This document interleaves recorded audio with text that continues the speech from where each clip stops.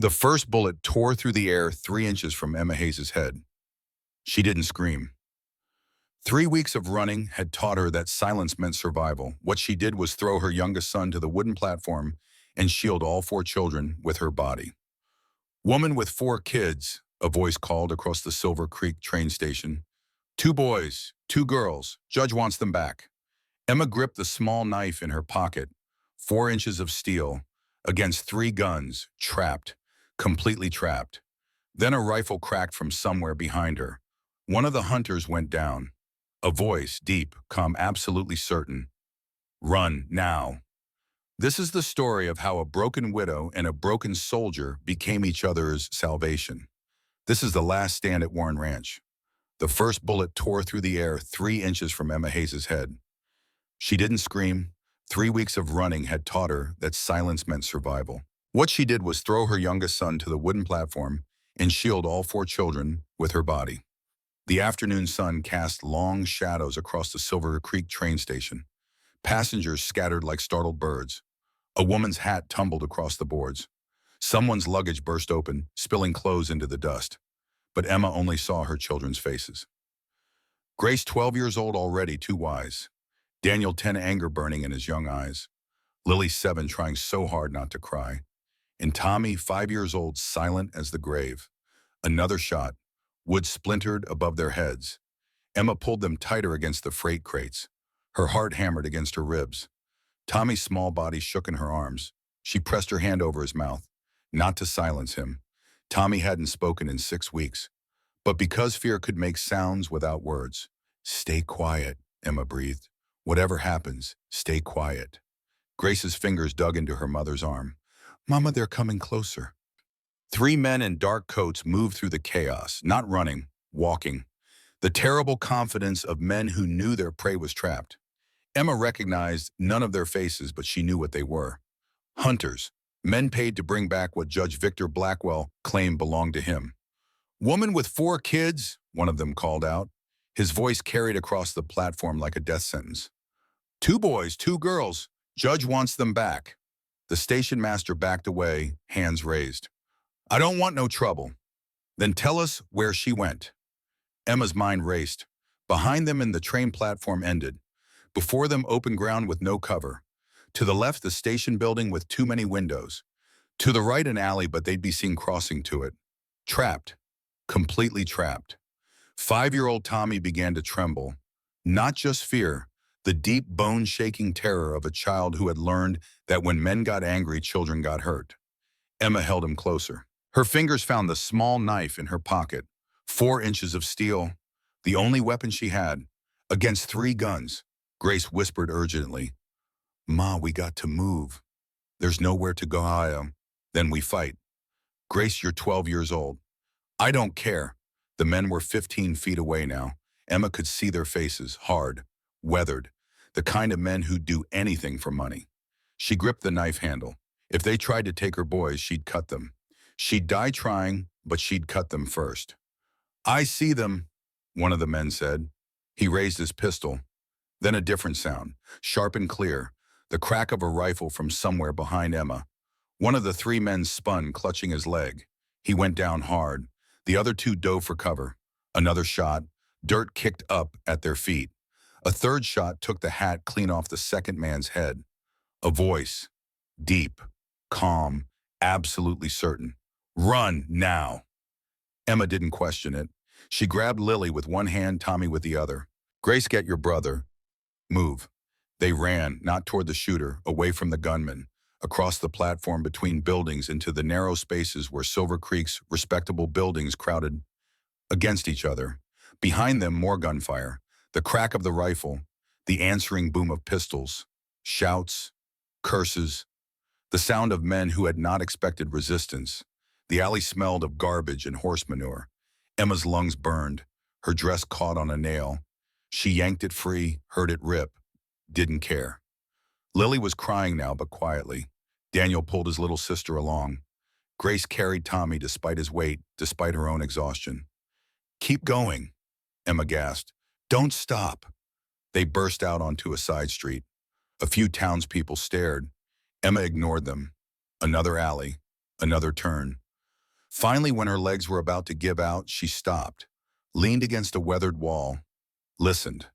No footsteps behind them, no shouts, just the distant sounds of the town. A dog barking, someone hammering, the wind moving through the spaces between buildings. "Are they gone?" Lily whispered. "I don't know." "Who was shooting?" Emma shook her head. She had no answer. A stranger. Someone who'd helped them for reasons she couldn't understand. 3 weeks of running had taught her not to trust easily, but that man had saved their lives. Grace set Tommy down gently. The boy's face was white. His eyes were open but seeing nothing. The thousand-yard stare of a child who'd gone somewhere inside himself where the world couldn't reach him. "Tommy."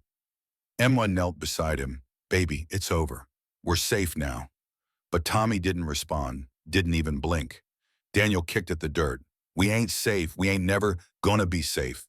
Not while he's after us." "Don't say that." "It's true. Uncle Victor's got money. He's got men. He's got the law."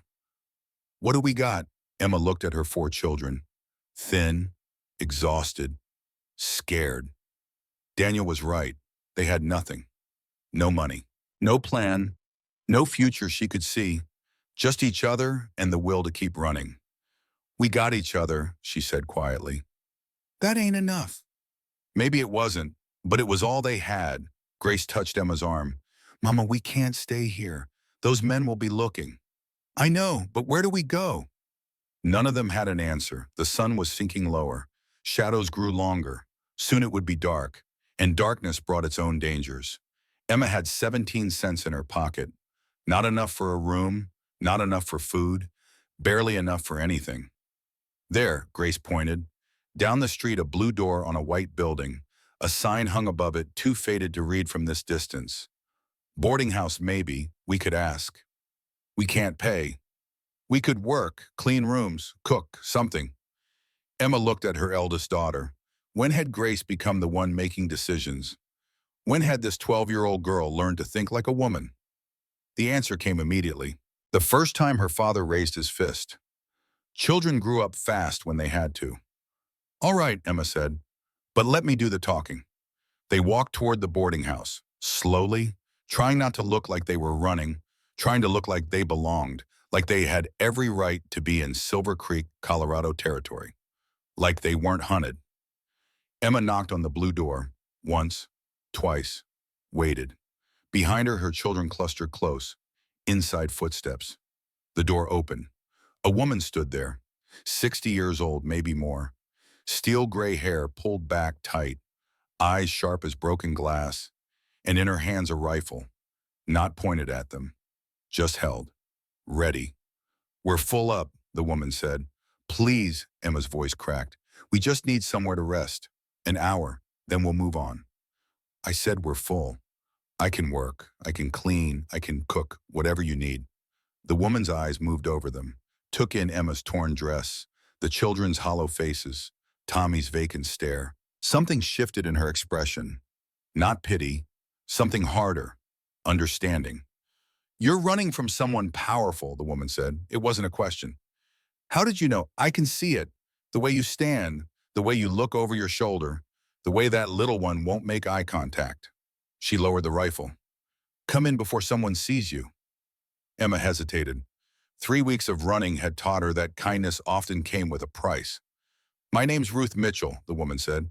"I run a boarding house, not a charity for fugitives. But I also don't turn away women and children in need. Your choice. Stand out there and wait for whoever's chasing you or come inside." Emma looked at her children, then stepped through the door. The boarding house interior was simple but clean. A sitting room with worn furniture, a kitchen beyond, the smell of bread baking. Ruth closed the door behind them, locked it, drew the curtains. "Who's after you?" Ruth asked. "A judge." "Which judge?" "Victor Blackwell." Ruth's face hardened. "Ohio?" "Yes, you know him." "I know of him, heard he was in town asking questions." Ruth set the rifle down but kept it close. "What's he want with you?" Emma's throat tightened. "My husband died 8 months ago. His brother says I'm unfit. Says the boys belong with him." "Are you unfit?" The question was direct. No judgment, just need to know. "No." Ruth studied her face, then nodded. Believe you, but believing you and helping you are different things. Blackwell's got reach. He could make trouble for me. Then we'll leave. I don't want to put anyone in danger. Didn't say I wouldn't help, just said it's complicated. Ruth moved to the kitchen. You eaten today? No, ma'am. Figured. Sit. I'll get food. Emma wanted to argue, wanted to say they couldn't accept charity, but her children were staring at the kitchen with hungry eyes. Pride was a luxury they couldn't afford. Ruth brought out bread and cheese. Cold chicken, milk for the children. They ate like they'd been starving. Maybe they had been. Emma couldn't remember their last real meal. There's a root cellar, Ruth said quietly, under the kitchen. If men come looking, you go down there. Don't make a sound. Don't come up till I tell you. Understand? Yes, ma'am. Good, because they will come. Blackwell's thorough. He'll search every building in town. As if summoned by her words, they heard it. Horses, multiple horses, moving down the street. Emma's hand froze halfway to her mouth. Grace grabbed Lily. Daniel moved in front of Tommy. Ruth walked calmly to the window, looked out through a gap in the curtains. Her jaw tightened. 5 men, she said. Dark coats, one with a scar on his face.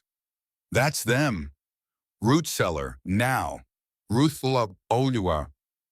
Ruth lifted a section of the kitchen floor, revealed wooden stairs descending into darkness. Emma didn't hesitate. She pushed her children down. Grace went first, helping the younger ones. Emma followed. The last thing she saw was Ruth lowering the board back into place. Darkness. Complete. Absolute. The smell of earth and potatoes. Emma gathered her children close.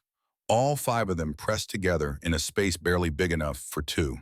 She felt Tommy's small body shaking, felt Grace's hand find hers, felt Daniel's breath coming fast and shallow, felt Lily trying so hard not to cry.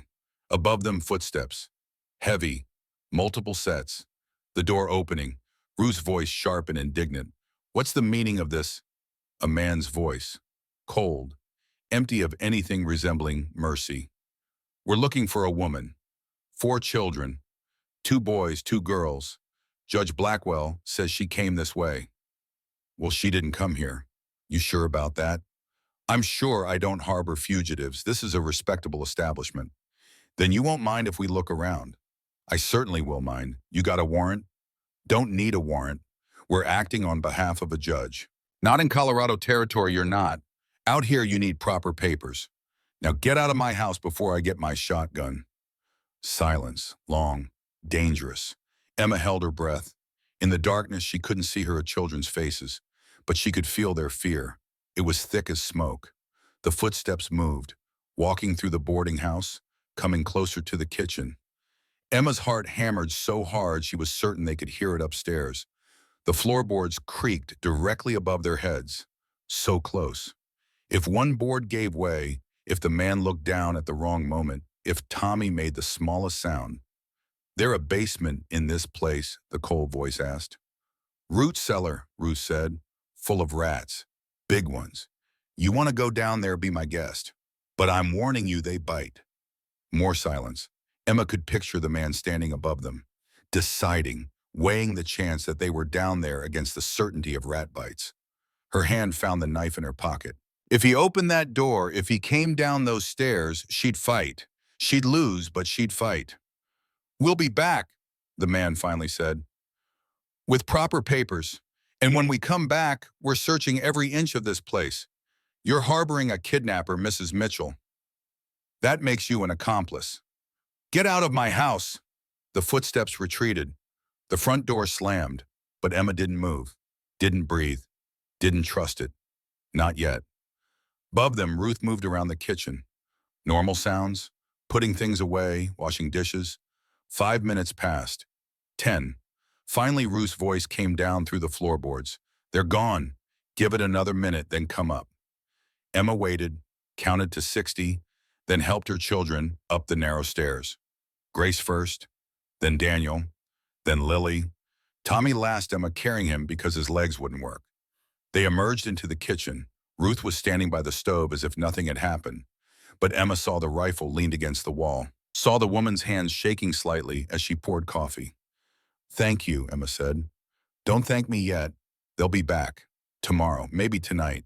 And next time they'll have papers that say they can search wherever they want. Then we'll leave. We've put you in enough danger. Leave and go where those men know you're in Silver Creek. They'll watch the roads, the train station, every way out of town." Ruth sat down heavily. "You can't stay here, but you can't run either. Not right now." "Then what do we do?" Ruth was quiet for a long moment. Then she looked at Emma, really looked at her, seeing something that Emma herself didn't know was there. "There's a man," Ruth said slowly, "lives outside town, about 2 hours north. Keeps to himself mostly. Lost his family years back. And he'd help us, maybe, if I asked him to." "Why would a stranger help us?" Ruth's eyes softened, just slightly. "Because James Warren knows what it's like to lose everything. And because despite what he thinks, he's still got a good heart under all that pain." Emma wanted to ask more questions, but Grace spoke first. "Is he dangerous? To bad men? Yes, to women and children." Ruth shook her head. "Never." "How do you know?" "Because 6 years ago when his wife and baby died, he could have become bitter and mean." Ruth stood. "I'll send word. Tell him you're coming. But you'll have to wait till dark to leave. Can't risk those men seeing you." Emma looked at her children.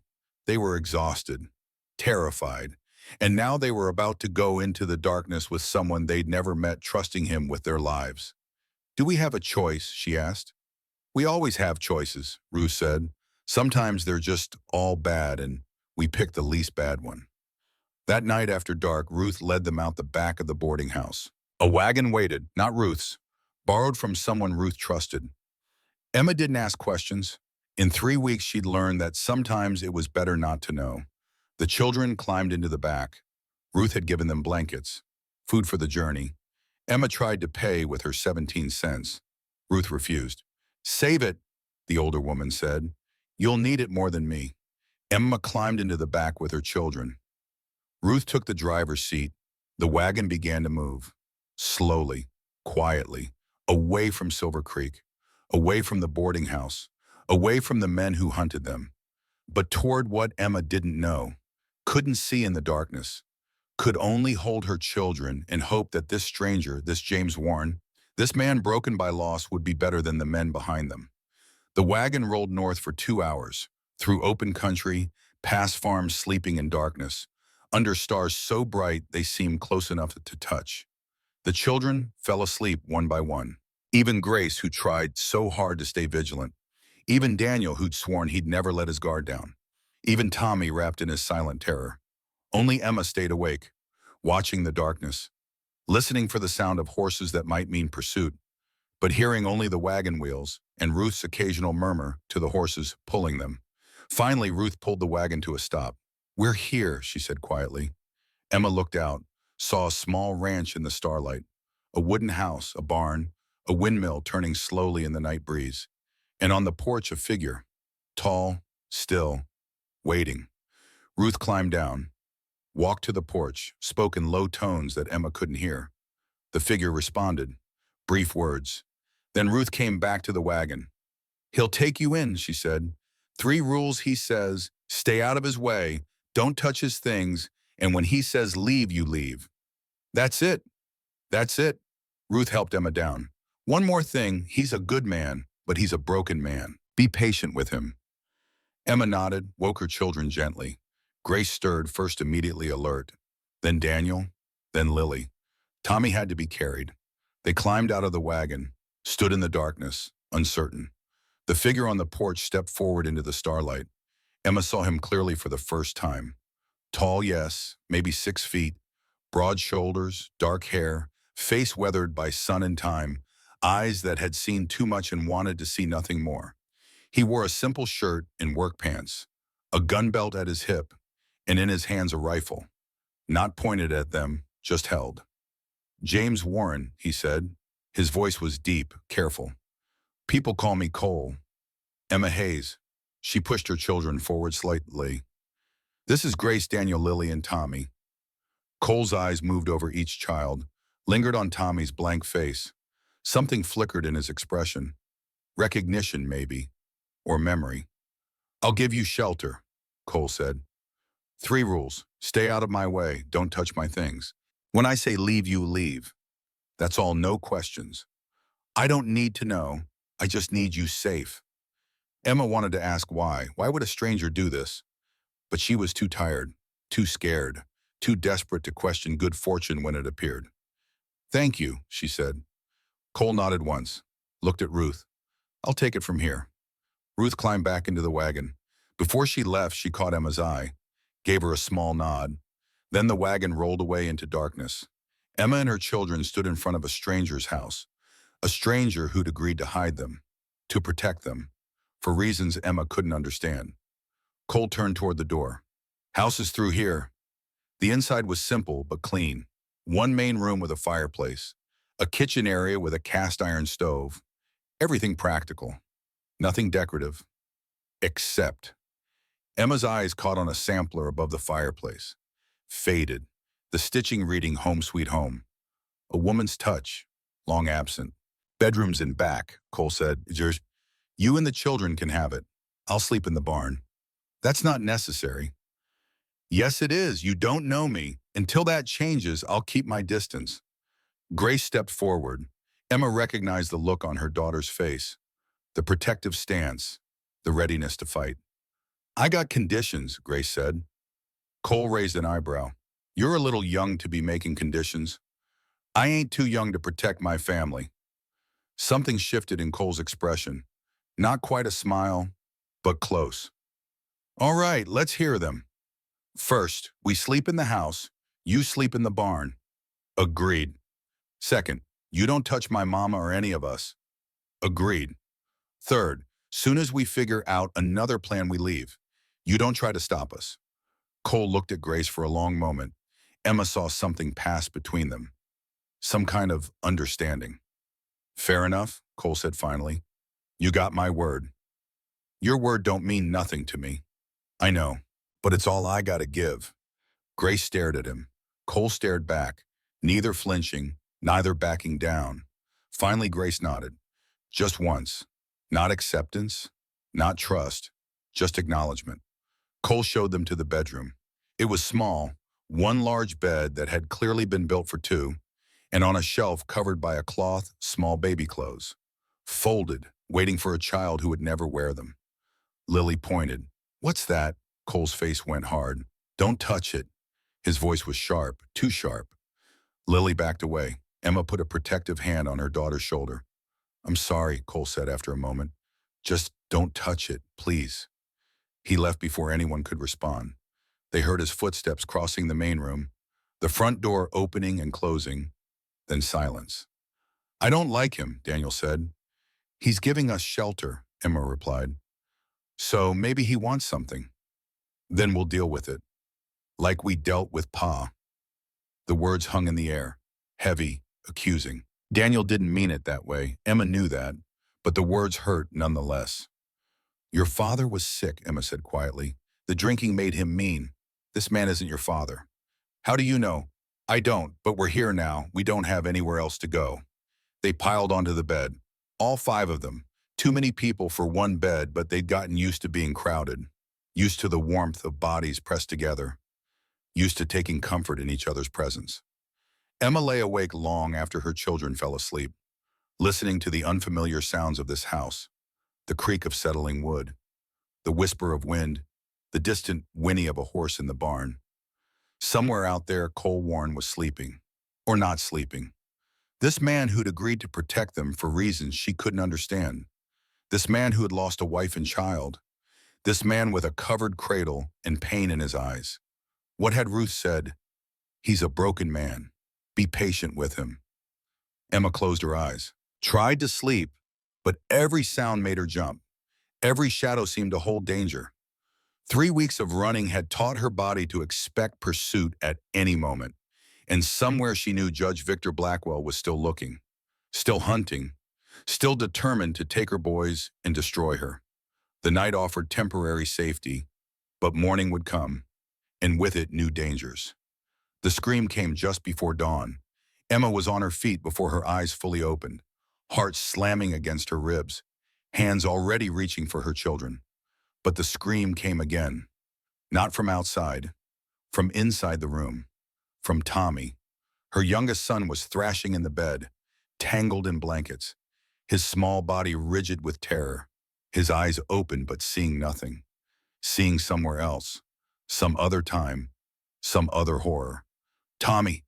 Emma grabbed him. Baby, wake up. It's Mama. You're safe. But Tommy didn't wake, kept screaming, wordless sounds of pure fear. The kind of fear that lived in a child's bones when they'd learned that the person who should protect them was the one who hurt them most. Grace was awake now, moving to help hold Tommy still so he wouldn't hurt himself. Daniel stood by the door, fists clenched, looking for an enemy to fight. Lily was crying, clutching her pillow. Tommy, look at me. Emma forced her son to meet her eyes. Look at me, it's Mama. You're safe. We're all safe. We'll see you. Slowly, the wildness faded from Tommy's eyes. He blinked, focused on her face. His body went limp. Then he was crying, not screaming anymore, just crying. Deep, wrenching sobs that broke Emma's heart. The bedroom door burst open. Cole stood there, rifle in hand, eyes scanning the room for threats. He was dressed in yesterday's clothes, clearly hadn't been sleeping. Just watching, waiting. Daniel moved in front of his siblings. Get out. I heard screaming, Cole said. His voice was steady, calm. Is everyone okay? I said, get out. Daniel, Emma's voice was sharp. That's enough.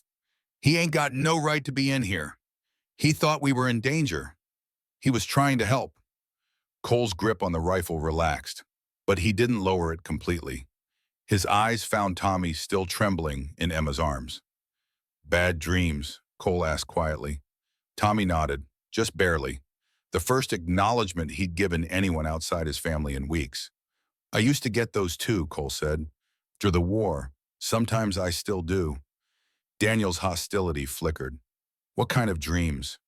The kind where you can't tell what's real and what's memory, where you wake up not knowing where you are. Cole's eyes were distant, seeing something the children couldn't see. Something from his own past, his own pain. We don't need your sympathy, Daniel said, but his voice was softer now. Not offering sympathy, just saying I understand. Cole looked at Emma. Something passed between them. An acknowledgement. They were both survivors of different wars, both carrying scars the world couldn't see. I'll make coffee, Cole said, and breakfast. When you're ready, come out. He left, closed the door quietly behind him. Emma held Tommy until his crying subsided, until his breathing evened out, until he was just a small boy, again not a vessel of terror. Grace was watching her mother. Mama, maybe we should go. Go where?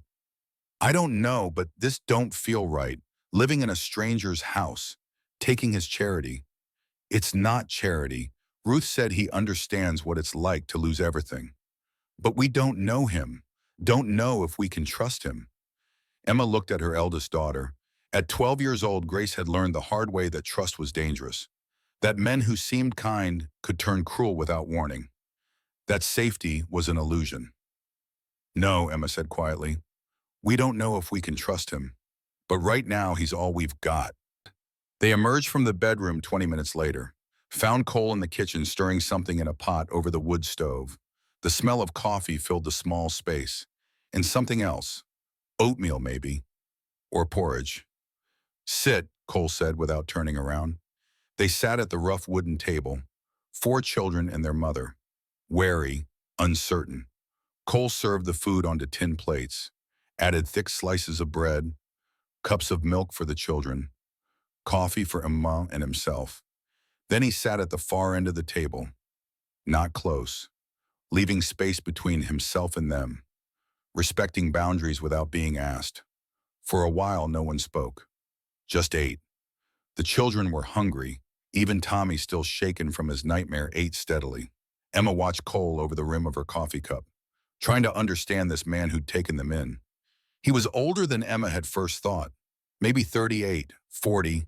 His face had the kind of lines that came from squinting into sun and distance. His hands were scarred, work hands, hands that had built things and broken things in equal measure. Thank you, Emma said finally, For the food, for the shelter. Cole nodded, didn't speak, just kept eating. Lily, the bravest of the children in her own way, broke the silence. Mr. Cole, do you have horses? Cole looked at her, his expression softened slightly. I do. Can I see them? He glanced at Emma. She nodded permission. If you want to show her. After breakfast, Cole led them to the barn. It was larger than the house, well-maintained. Inside, 3 horses in stalls, 2 work horses and 1 smaller mare. The horses turned their heads as the group entered, curious but calm. Lily reached toward the nearest horse.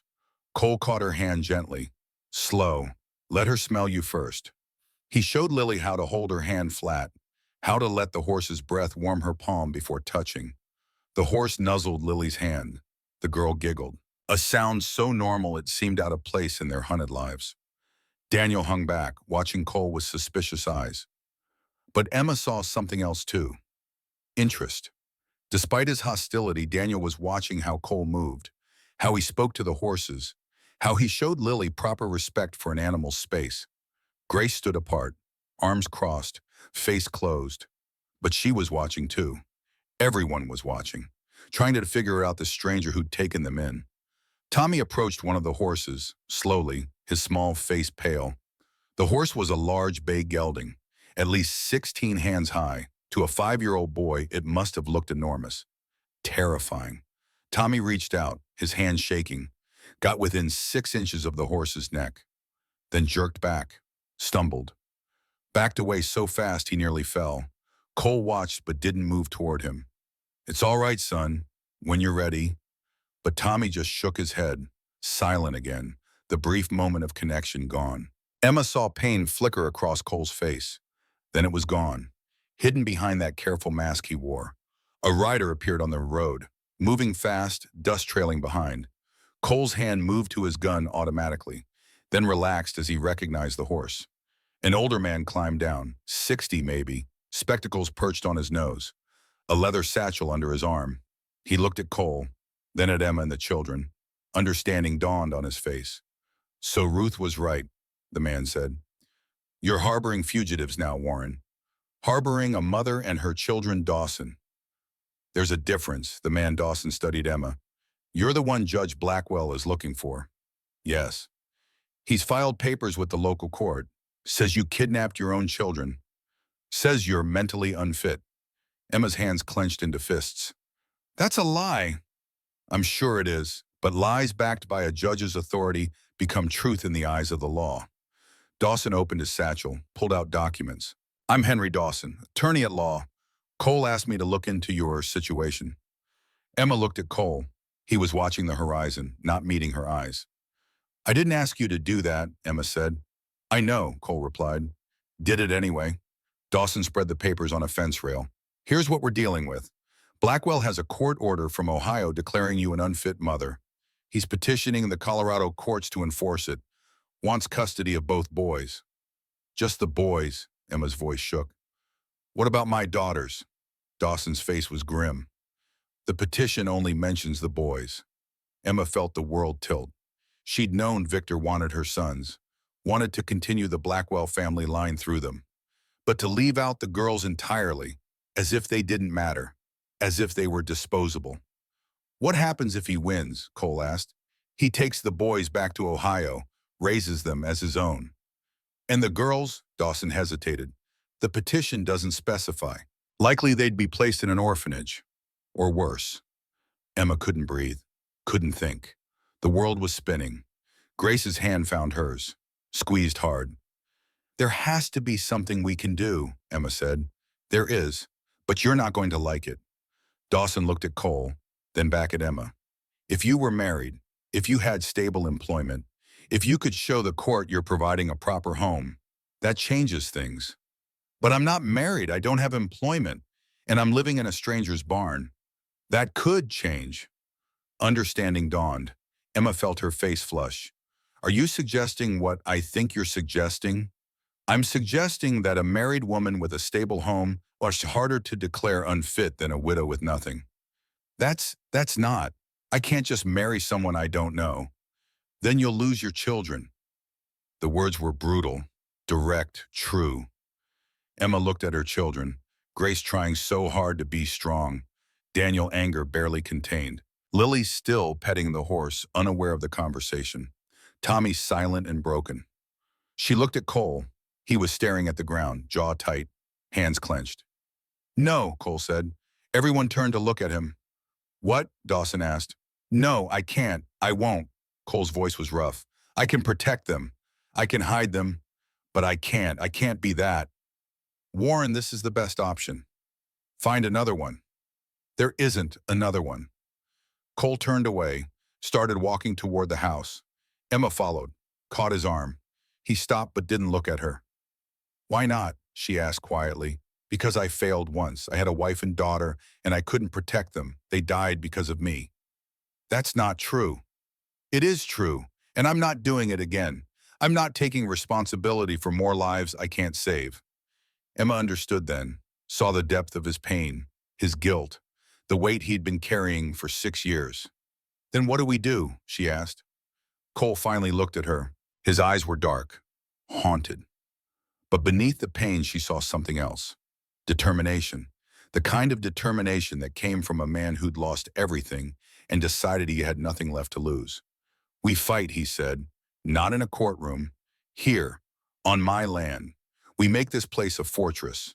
And when Blackwell comes, we show him what happens when you try to take children from their mother. That's illegal. So is what he's doing.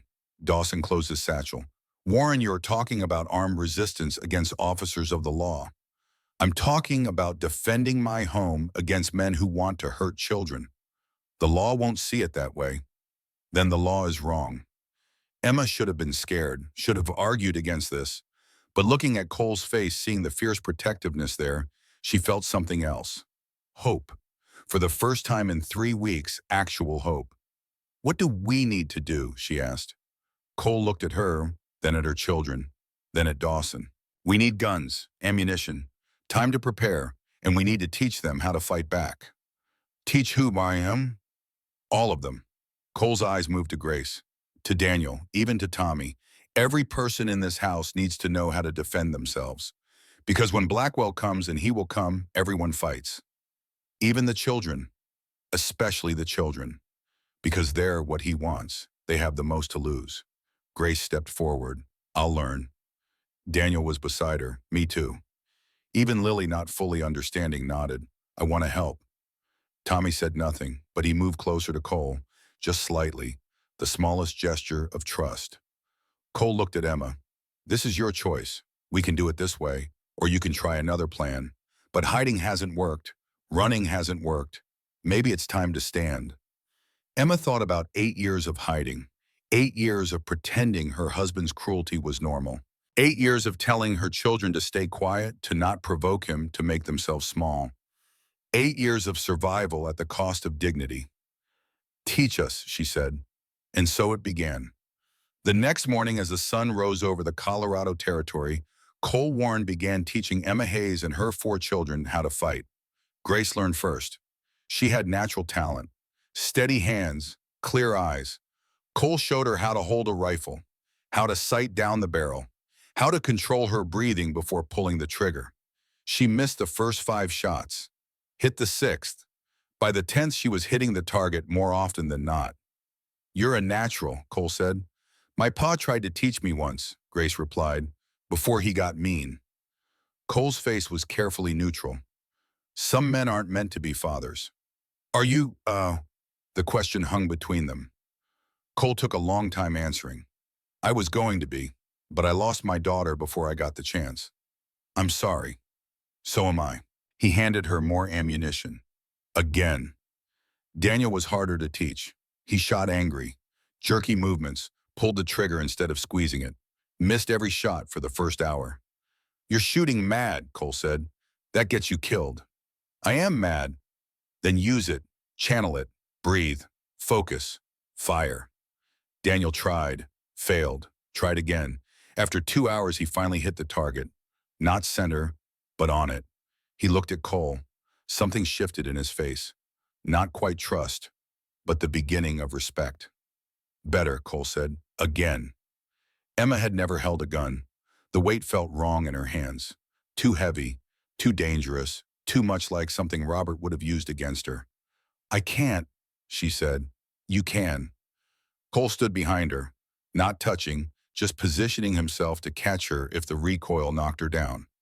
It's just a tool, like a hammer or a knife. It's not good or evil. It's what you choose to do with it. Emma aimed, pulled the trigger. The shotgun kicked hard. The shot went wide. She stumbled. Cole steadied her. First time always hurts, he said. Gets easier. She tried again and again. By the 20th shot, she was hitting the target. Not accurately, but hitting it. Cole was right. It did get easier. Tommy and Lily were too young for real guns. But Cole gave them wooden rifles, taught them how to aim, how to hold steady. Lily treated it like a game. Tommy watched everything with serious eyes but never spoke. One afternoon after practice, Daniel found Cole repairing a fence.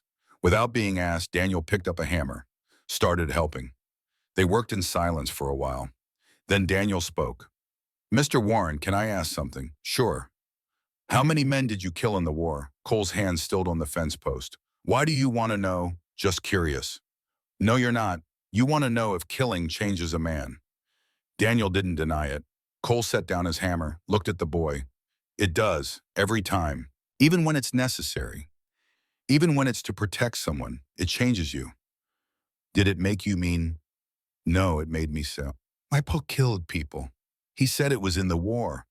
Maybe that's what made him mean. Maybe, or maybe he was always mean and the war just gave him an excuse. Cole picked up the hammer then. You're not your father. You don't have to be anything like him. How do you know? Because you're here asking. That means you want to be different. That's enough. Daniel went back to hammering, but Emma, watching from the house, saw something shift in her son's shoulders. A tiny bit of the weight he carried lifting away. The third Sunday, Cole suggested they go to town, to church. Emma's first instinct was to refuse. Too dangerous. But Cole insisted. Blackwell knows you're in the area. Hiding makes you look guilty. Showing up makes you look confident, like you got nothing to fear. But I do have something to fear. Then we fake it. Come on, I'll be with you. The church in Silver Creek was small, white wood with a simple cross on top. Pastor Williams stood at the door greeting people as they arrived. He was a kind-faced man in his 50s. His eyes widened slightly when he saw Cole, then Emma, then the 4 children. James Warren, the pastor said, been a while since you came to service. Been a while since I had a reason to. The pastor's eyes moved to Emma, understanding dawned. Welcome, ma'am, and your children. Thank you. Inside the church was nearly full. Families, ranchers, townspeople. They stared as Emma and Cole entered. Whispers started immediately. Emma felt her face flush, felt Grace's hand tighten on hers. But Cole walked calmly down the aisle, found a pew near the back, sat down. Emma and her children squeezed in beside him. The service was simple. Hymns, a sermon about forgiveness, prayers. Emma barely heard any of it. She was too aware of the eyes on her back, the whispers, the judgment. After service, as they filed out, several townspeople approached. Not friendly, not hostile, curious. You're the woman Judge Blackwell's looking for, one merchant said. I am. He says you kidnapped your children. He's lying. That's a serious accusation to make against a judge. Cole stepped forward, put himself between Emma and the merchant, not threatening, just present. You calling her a liar? The merchant backed down. Oh, no, just folks are curious is all. Well, now they know. She's staying with me, under my protection. Anyone got a problem with that can take it up with me. A few men shifted, uncomfortable, but no one challenged him. Cole had reputation in Silver Creek. War hero, honest worker, a man you didn't cross without good reason. But not everyone was intimidated. A deputy pushed through the crowd, young, maybe 25, badge shiny and new. He looked at Emma with hard eyes. Ma'am, I'm Deputy Miller. I need you to come with me. On what charge? Fugitive warrant. Judge Blackwell's filed proper papers. Let me see them. Miller produced documents. Emma couldn't read legal language well, but she saw her name, saw the word custody, saw her children listed like property. These papers are from Ohio, Cole said, reading over her shoulder. They're not valid in Colorado territory. Judge Blackwell's petitioning the local court. Should have Colorado papers by next week. Then come back next week. I'm authorized to bring her in for questioning. No, you're not. You're authorized to enforce Colorado law. Ohio paper isn't Colorado law. Miller's face reddened. You interfering with an officer of the law, Warren. I'm protecting a woman's rights under territorial law. There's a difference. They stared at each other. The crowd around them was silent, watching, waiting to see who would back down. Finally, Miller stepped back. Fine, but when I get proper papers, I'm coming for her. And for those kids, and you won't be able to stop me. You're welcome to try. Miller left, but his words hung in the air. When I come for her. Not if. When. On the way back to the ranch, Emma was quiet. So were the children. Even Lily, usually cheerful, was subdued. I'm sorry, Emma finally said. For what? Cole asked. For bringing trouble to your door. For making enemies of people you have to live with. I made my choice, but I'm ruining your life. Cole pulled the wagon to a stop, turned to look at her, really look at her. My life was already ruined. 6 years ago, you didn't break anything that wasn't already broken. That's not. I don't believe that.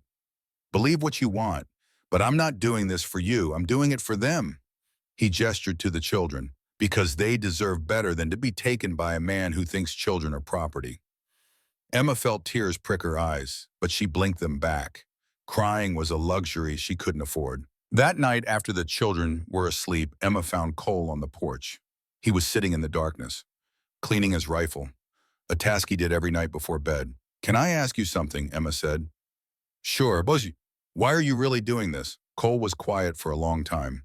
The only sound was the cloth moving over metal. Finally, he spoke. My father beat my mother. For years, we all knew. Neighbors knew. Church knew. No one did anything. They said it was private business. Family matters. None of their concern. Emma sat down beside him, said nothing, just listened. She died when I was 12. He broke her ribs and one punctured her lung. Took her 3 days to die. Real slow, real painful, and I couldn't do anything. I was just a kid, just helpless. I'm sorry. I joined the army soon as they'd take me, got away from him, never went back. He drank himself to death 2 years later. I didn't go to the funeral. Cole set down the rifle, looked at Emma in the darkness. I can't change what happened to my mother, can't go back and save her, but I can save your children. Maybe that makes up for it somehow, maybe it doesn't, but I have to try. Emma understood then, really understood. This wasn't about her, it was about the 12-year-old boy who couldn't save his mother. The man trying to redeem that failure by saving someone else. Thank you, she said quietly. Cole nodded, went back to cleaning his rifle. They sat in comfortable silence for a while. Then Emma spoke again. There's something you should know about my husband, about Robert. You don't have to tell me. I want to. I need someone to know, to understand why I ran. Cole set down the rifle again, gave her his full attention. Robert was kind when we met, gentle, said all the right things. I was 19, alone. My parents had died the year before. He seemed like safety, like home. So I married him. Emma's hands clenched in her lap. The first time he hit me was 3 months after the wedding. I'd burned dinner. He apologized after, said he was stressed, said it wouldn't happen again. I believed him. But it did happen again. Again and again. For 8 years. He'd go weeks being normal. Then something would set him off. A bad day, too much drinking, nothing at all, and he'd hurt me. Cole's jaw was tight, but he said nothing. The children. He never hit Grace. She was too useful. Helped with the house, with the younger ones, but Daniel looked like him. And Robert saw his own failures when he looked at his son, so he took it out on him, beatings, cruel words, making him feel small. And Tommy, Emma's voice broke. Tommy used to talk, used to laugh. Then one day Robert locked him in the barn for crying too loud, locked him in there with the horses. Tommy was terrified of horses after Robert used to hit them. He left Tommy in there overnight. When I found him the next morning, he was gone. Not physically, but inside. He just stopped talking. How long ago? 6 weeks before Robert died. How did Robert die? Emma met Cole's eyes. He fell, down the stairs, drunk, broke his neck. Cole studied her face. Emma knew what he was looking for, signs that she'd pushed him, that she'd finally fought back. But she held his gaze steadily. It was an accident, she said. I believe you. Did he? Emma wasn't sure. She wasn't sure herself anymore. Yes, Robert had fallen, but had she tried very hard to catch him? Had she called for help immediately? Or had she stood at the top of those stairs for just a few seconds too long? After he died, Emma continued, I thought we were free, thought it was over. Then Victor showed up, Robert's older brother, said the boys belonged to the Blackwell family, said he'd take them, raise them proper. I said no. He said he'd use the law, got a judge in Ohio to declare me unfit, said I'd driven Robert to drink with my failures as a wife. That's a lie. Is it? Sometimes I wonder if I could have done something different, been a better wife, made Robert happier. Maybe then he wouldn't have been so angry. Cole's hands shot out, grabbed her chin, forced her to look at him. His grip was firm but not painful. His eyes were fierce. Listen to me. What he did was not your fault. None of it. Not the drinking, not the beatings, not his death. You didn't make him cruel. He chose that every single time he chose it. Emma felt tears spill over. Cole released her chin, but his eyes didn't leave hers. You survived, he said. You got your children out. That took more courage than anything I did in the war. You're not a victim. You're a survivor. Don't forget that. Emma wiped her eyes, nodded. She wanted to believe him, wanted to accept that she wasn't to blame. But years of Robert's words echoed in her mind. Your fault, your failure, your weakness. A sound from the road made them both look up. Horses, multiple horses, coming fast. Cole was on his feet instantly, rifle in hand. Inside, he said, get the children to the cellar. Emma ran, burst through the door. Grace Daniel, get your brother and sister now. But it was too late. The horses were already here, 5 riders, no 6, spreading out around the ranch, surrounding it, and at the head a figure Emma recognized even in darkness. Cain, the man from the boarding house, the one with the scar, the one with the cold voice. He sat his horse calmly, like a man with all the time in the world. Warren, Cain called out, we need to talk. Cole stepped off the porch, rifle raised, not pointing at Cain yet, but ready. Nothing to talk about. I think there is. See, I've been doing some research, asking questions, found out some interesting things about you. That's so. Seems you ain't just some rancher. Used to be a soldier, a sniper. Real good one, too. They say you killed 47 men in the war. 48 if you count the one I'm about to kill. Cain smiled, a cold, empty expression. See, that's where it gets interesting, because I also heard you're wanted. Desertion charge, $500 reward. Cole's jaw tightened, but he didn't respond.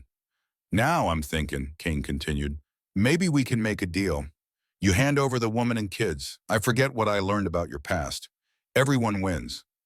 Except the children. They're going back to family. What's wrong with that? Everything. Cain's smile faded. You got till morning to think about it. Then we come back. And if you don't cooperate, well, I know some federal marshals who'd love to collect that reward. Your choice, Warren.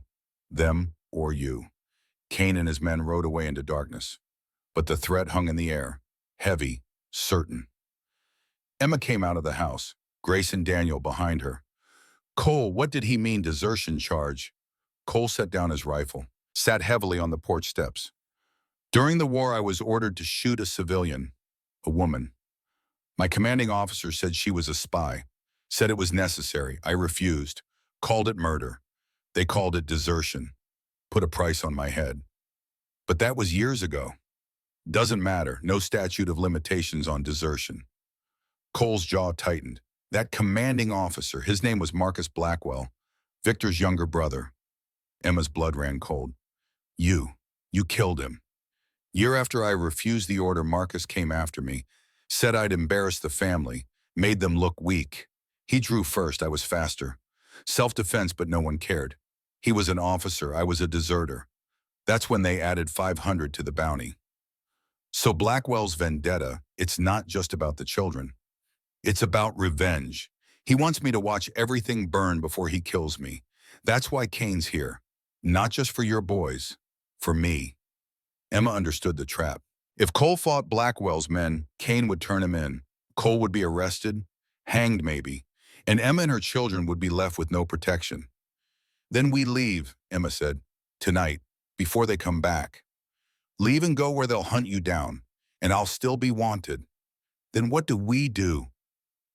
Cole looked at her, at Grace, at Daniel, at Lily peeking from behind her mother's skirt, at Tommy silent and scared.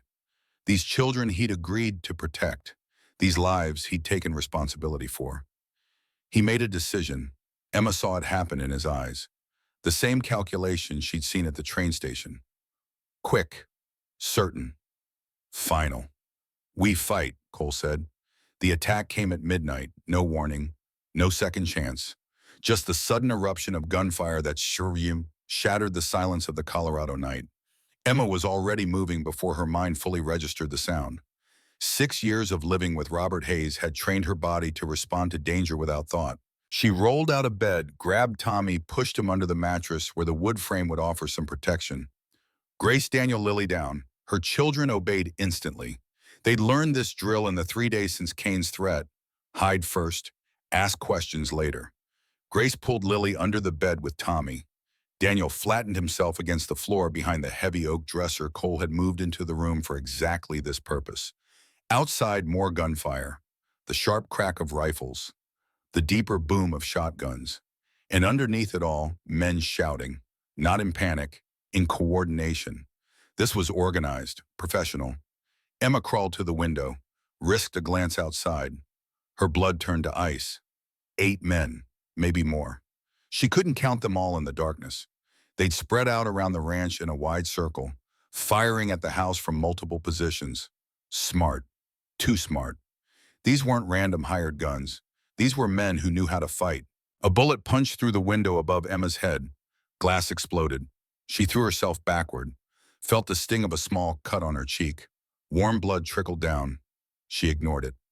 Mama, Lily's voice was thin with terror. Stay down, baby. Don't move. Don't make a sound. From the front of the house came the steady rhythm of Cole's rifle. 3 shots. Pause. 3 more shots. Methodical. Controlled. The sound of a man who'd done this before, who knew how to make every bullet count. Emma crawled to the bedroom door, looked out into the main room. Cole was positioned at the front window. A second rifle leaned against the wall beside him, a pistol on his belt, ammunition boxes stacked within easy reach. He'd prepared for this, turned his home into a fortress. But even a fortress could fall if the odds were wrong enough. How many? Emma called. 8 confirmed, maybe more in the trees. Cole fired twice without seeming to aim. Outside, a man screamed. They're trying to surround us, pin us down. What do we do? What we planned. You take the kitchen window. Grace takes upstairs. Daniel runs ammunition. Keep them from getting close. Emma's hands shook as she picked up the shotgun Cole had left for her. It felt heavier than it had during practice. More real because this time the targets would shoot back. This time, if she missed people she loved, would die. She made her way to the kitchen. Staying low, the window there faced east. Already she could see muzzle flashes in the darkness. Men moving, getting closer. Emma rested the shotgun on the windowsill, aimed at the nearest flash, pulled the trigger. The recoil slammed into her shoulder. The shot went wide, but it had the desired effect. The men stopped advancing, started looking for better cover. Again, Cole shouted from the front room, keep them scared. Emma reloaded, fired, reloaded, fired. She wasn't hitting anyone, probably wasn't even close. But that wasn't the point. The point was to make them think twice about coming closer, to buy time. From upstairs came the crack of a lighter rifle. Grace, Emma's 12-year-old daughter, was shooting at grown men. The thought made Emma's stomach turn, but she pushed the feeling down. Survival first, guilt later. Daniel appeared at her elbow, face pale but determined. Ma, you're low on shells. He handed her a box. Emma's hands fumbled with it. Daniel helped her reload. His small fingers were steady, too steady for a 10-year-old boy. But then none of her children had been allowed to stay children. Not really. Good, Emma managed. Stay low. Don't let them see you. I know, Ma. He was gone, running back to Cole with more ammunition. Mama Emma returned her attention to the window. The attackers had found better positions now. Behind the water trough, behind the woodpile, behind the wagon. They were getting smarter, more patient. One of them made a break for the barn. Emma saw him in the moonlight. Young, maybe 20, running low and fast. She tracked him with the shotgun. Finger on the trigger, but couldn't make herself pull it. Couldn't make herself shoot a man in the back. Cole had no such hesitation.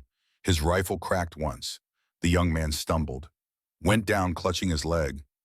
Not dead, but out of the fight. He crawled back toward the trees, leaving a dark trail behind him. They're lighting something, Grace's voice carried down from upstairs, high-pitched, scared.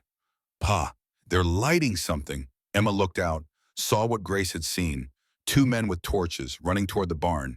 If they got that fire started, the horses would burn, the whole structure would go up, and the house was only 30 feet away. Cole swore, a single sharp word. Then he was moving. Not toward safety, toward danger. He burst through the front door, rifle in one hand, pistol in the other, running straight toward the men with torches. Cover him, Emma screamed. She fired the shotgun blindly in the direction of the barn. Grace fired from upstairs. Daniel appeared with Cole's second rifle, fired it despite the recoil that knocked him backward. All of them shooting, creating enough chaos that the attackers had to take cover instead of shooting back. Cole ran like the soldier he'd been, low, fast, zigzagging. One of the torchmen threw his fire. It landed on the barn roof, caught, started to spread. Cole shot the man, then shot the second man. Both went down. But the barn was burning now, flames spreading across the dry wood. The horses inside screamed, that terrible sound of animals in mortal fear. Cole ran to the barn door, threw it open. Horses stampeded out, wild, terrified. They scattered into the night.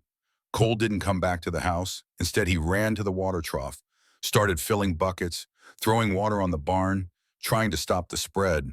And he was completely exposed. No cover, no protection. Just a man trying to save what he'd built. He's going to get killed, Emma breathed. She didn't think, didn't plan, just ran. Out the door, across the yard, toward Cole.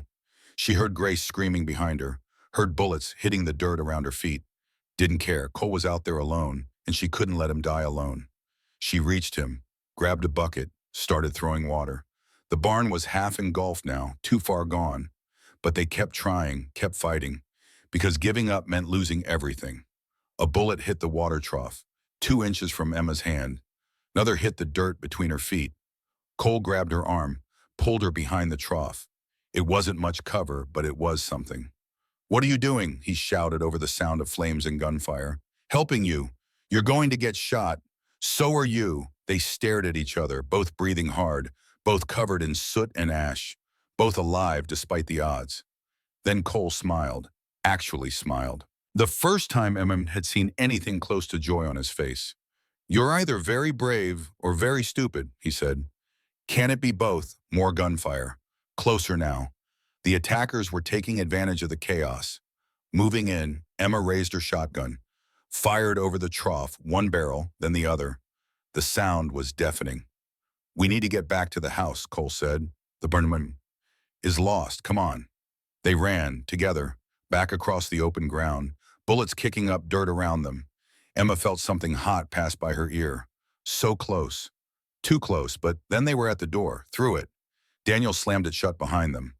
The barn collapsed 10 minutes later, the roof caving in with a shower of sparks. 60 feet of carefully built structure reduced to burning timbers. Emma watched through the window, felt tears on her face. This man had given them everything. His home, his safety, his life. And now they'd cost him his barn. I'm sorry, she said. Cole was reloading his rifle. For what? For this, for bringing this to you. I invited it, remember? He levered around into the chamber. Besides, it was just wood. Wood can be rebuilt. But Emma heard the pain in his voice, saw it in the tight line of his jaw. The barn wasn't just wood to him. It was part of his life with Sarah, part of the home they'd built together. And now it was gone. Outside, the shooting had stopped. The attackers were pulling back, regrouping. Emma counted bodies in the flickering light of the dying fire. 3 men down, not dead, but wounded badly enough they'd been left behind. That left 5 still able to fight, 5 against 2 adults and 4 children. "Why are they leaving?" Grace asked from the top of the stairs.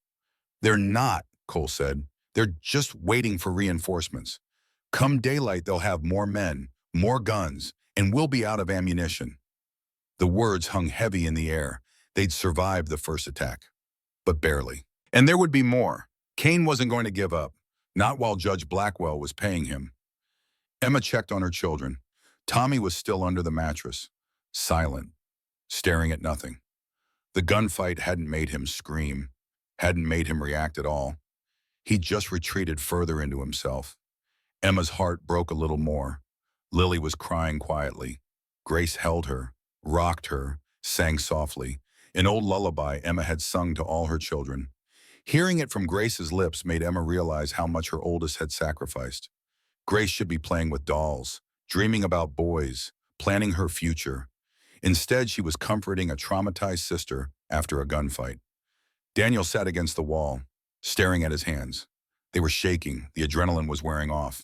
Reality setting in. He'd shot at men, maybe hit them, maybe killed them. That wasn't something a 10-year-old should carry. Emma sat beside him, put her arm around his shoulders. He leaned into her, just for a moment, letting himself be a child again. "Did I hurt them?" he whispered. "I don't know, baby." "Is that bad?" "That I don't know. I think it means you're still good inside, still human." Pa wasn't human, not at the end. No, he wasn't. Emma held him tighter. "But you're not him. You'll never be him." Dawn came slowly, gray light creeping across the burned remains of the barn, smoke still rising from the ashes. The 3 wounded attackers were gone, dragged away by their companions during the night. Blood trails in the dirt showed where they'd been. Cole stood on the porch, looking at the destruction. His face was carefully neutral, but Emma could see the pain underneath.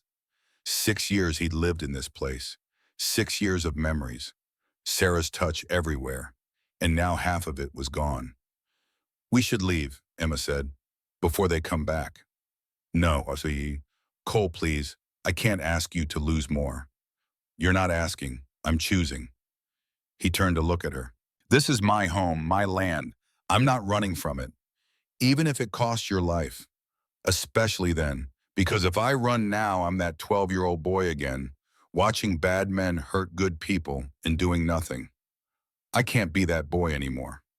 Emma understood. This wasn't about the ranch. It was about redemption. About finally fighting back against all the times he couldn't fight. All the times he was too young or too weak or too broken. Horses on the road. Multiple horses. Emma's hand went to the shotgun automatically. But Cole put a hand on her arm. "Wait, those aren't Kane's men." 4 riders approached. Not the rough hired guns from last night. These were different, ranchers by the look of them. Weathered faces, work-hardened hands. They stopped at the edge of the property. The lead rider tipped his hat. "Warren, we heard gunfire last night." "Kane and 8 men," Cole confirmed. "Anyone hurt on your side?" "Just pride in property." The rancher looked at the burned barn, at the bullet holes in the house, at Emma and her children watching from the doorway. Something shifted in his expression. "This ain't right," he said. "Women and kids getting shot at. That ain't how we do things out here. Try telling that to Judge Blackwell." "We intend to." The rancher gestured to his companions. "We're staying. Help you defend this place. If Kane comes back, he'll have to go through us too." Cole's throat worked. He couldn't speak for a moment. Finally managed, "Why?" "Because some things matter more than keeping your head down, and protecting families is one of them." 3 more riders appeared, then 2 more. By the time the sun was fully up, 16 men had arrived. Ranchers, a few townspeople. Even old Pastor Williams rode out on a mule, his Bible in one hand, and a shotgun in the other. Pastor, Cole said, this could get ugly. Already is ugly, Pastor Williams replied. And I seem to recall the good book has plenty to say about defending the innocent. I'm here to do the Lord's work, son, with words if I can, with buckshot if I must. They set to work immediately, building barriers, reinforcing the house, setting up positions that offered cover and clear lines of fire. Cole directed them with military precision. These men had served under him in the war. They remembered. They trusted him. Ruth arrived mid-morning with a wagon full of supplies, food, medical supplies, ammunition. She pulled Emma aside while the men worked. How are the children? Scared but alive. And you? I don't know anymore. I'm so tired, Ruth. Tired of running. Tired of being afraid. Tired of watching my children suffer. Ruth squeezed her hand. Then stop running. Make a stand here. Let these good people help you. Why are they helping? They don't know us. No, but they know Cole, and they know right from wrong. That's enough. Emma watched the men working, saw how they looked at Cole, with respect, with loyalty. This quiet, broken man had earned something she'd never thought possible. A community that stood with him. Not because they had to, because they chose to. By afternoon, the ranch was transformed. What had been a simple homestead was now a defensive position. Sandbags at windows, barricades at approaches, clear fields of fire in every direction. If Cain came back, he'd find a fight. Cole gathered everyone in the main room. 16 men, Emma and her children, Ruth, 22 people in a space meant for 5. He stood at the center, calm, certain, the soldier he'd been returning. Cain will be back, Cole said. Probably tomorrow, maybe tonight. He'll have more men, 20, maybe 30. We'll be outnumbered, outgunned. Some of us might not survive.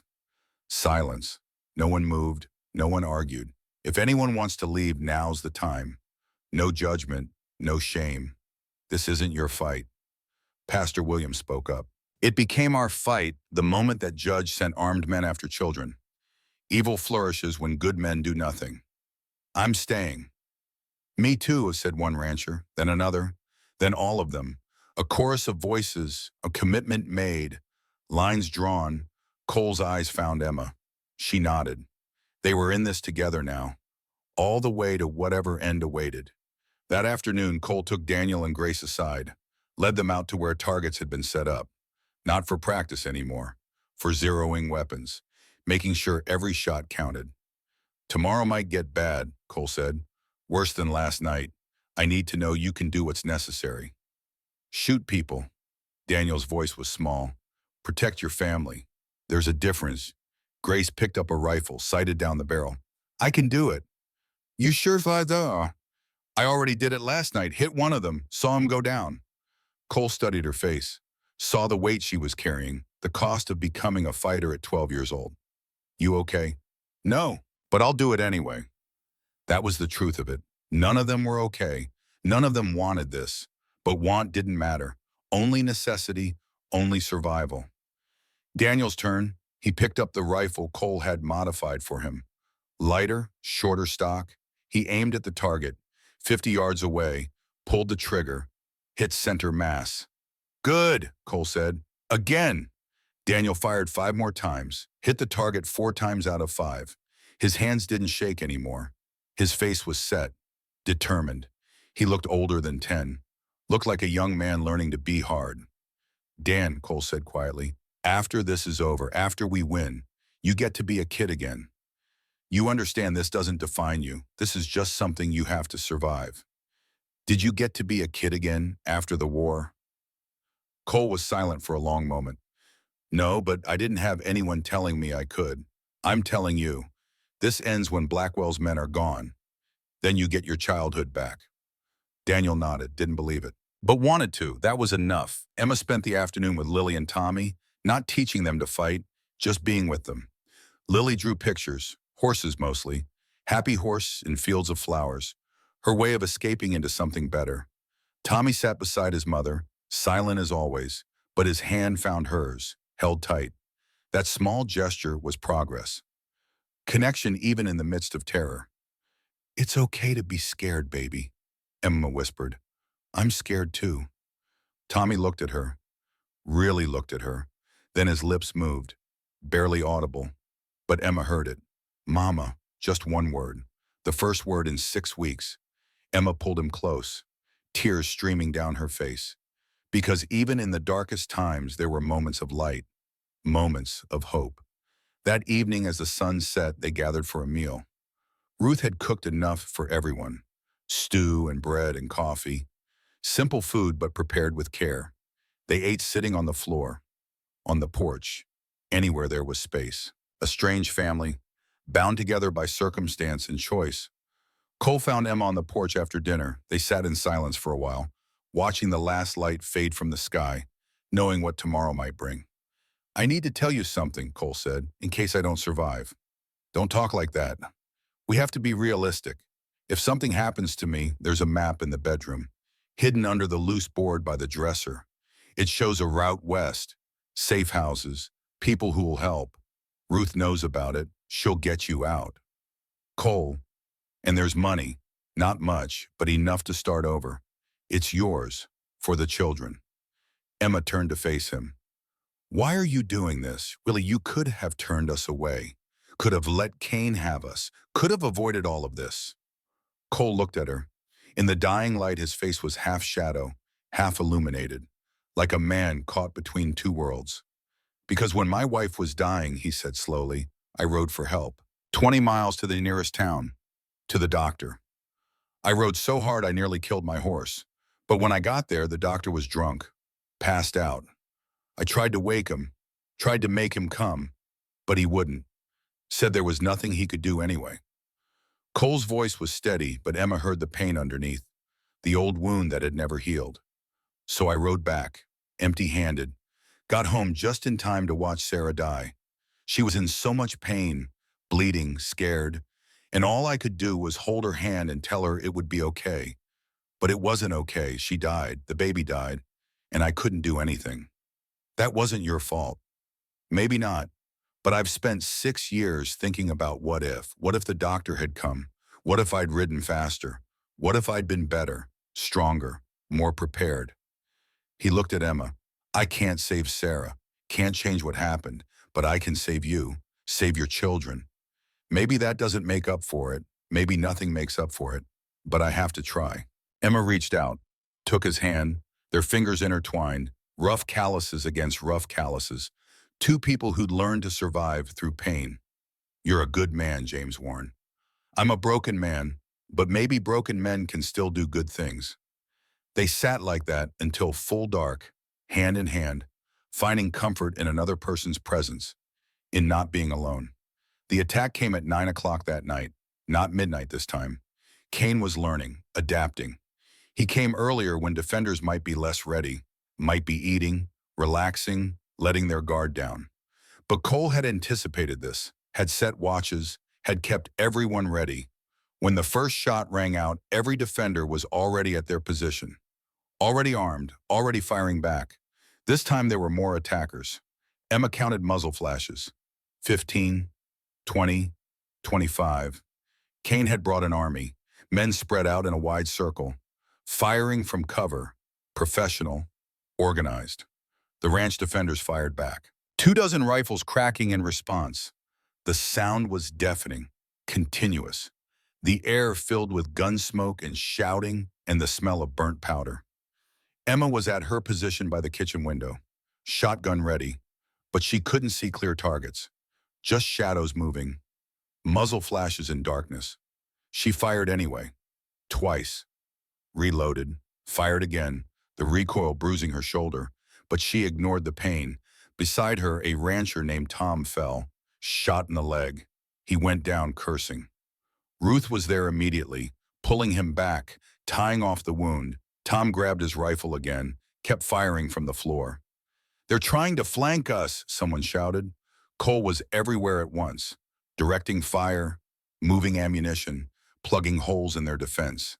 Emma saw him sprint across the open yard to reinforce a weak point, saw bullets kick up dirt around his feet, saw him die behind cover. Rise, fire, drop another attacker. This was Cole in his element. Not the quiet, broken man she'd come to know, but the soldier he'd been. Fierce, competent, dangerous. But even a good soldier could be overwhelmed by numbers. The attackers kept coming, kept pressing. They knew they had the advantage.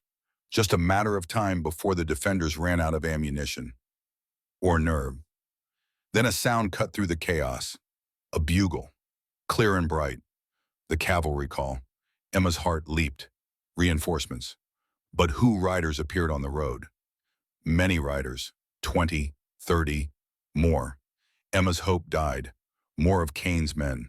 They were doomed, but then the riders turned. Not toward the ranch, toward Kane's men.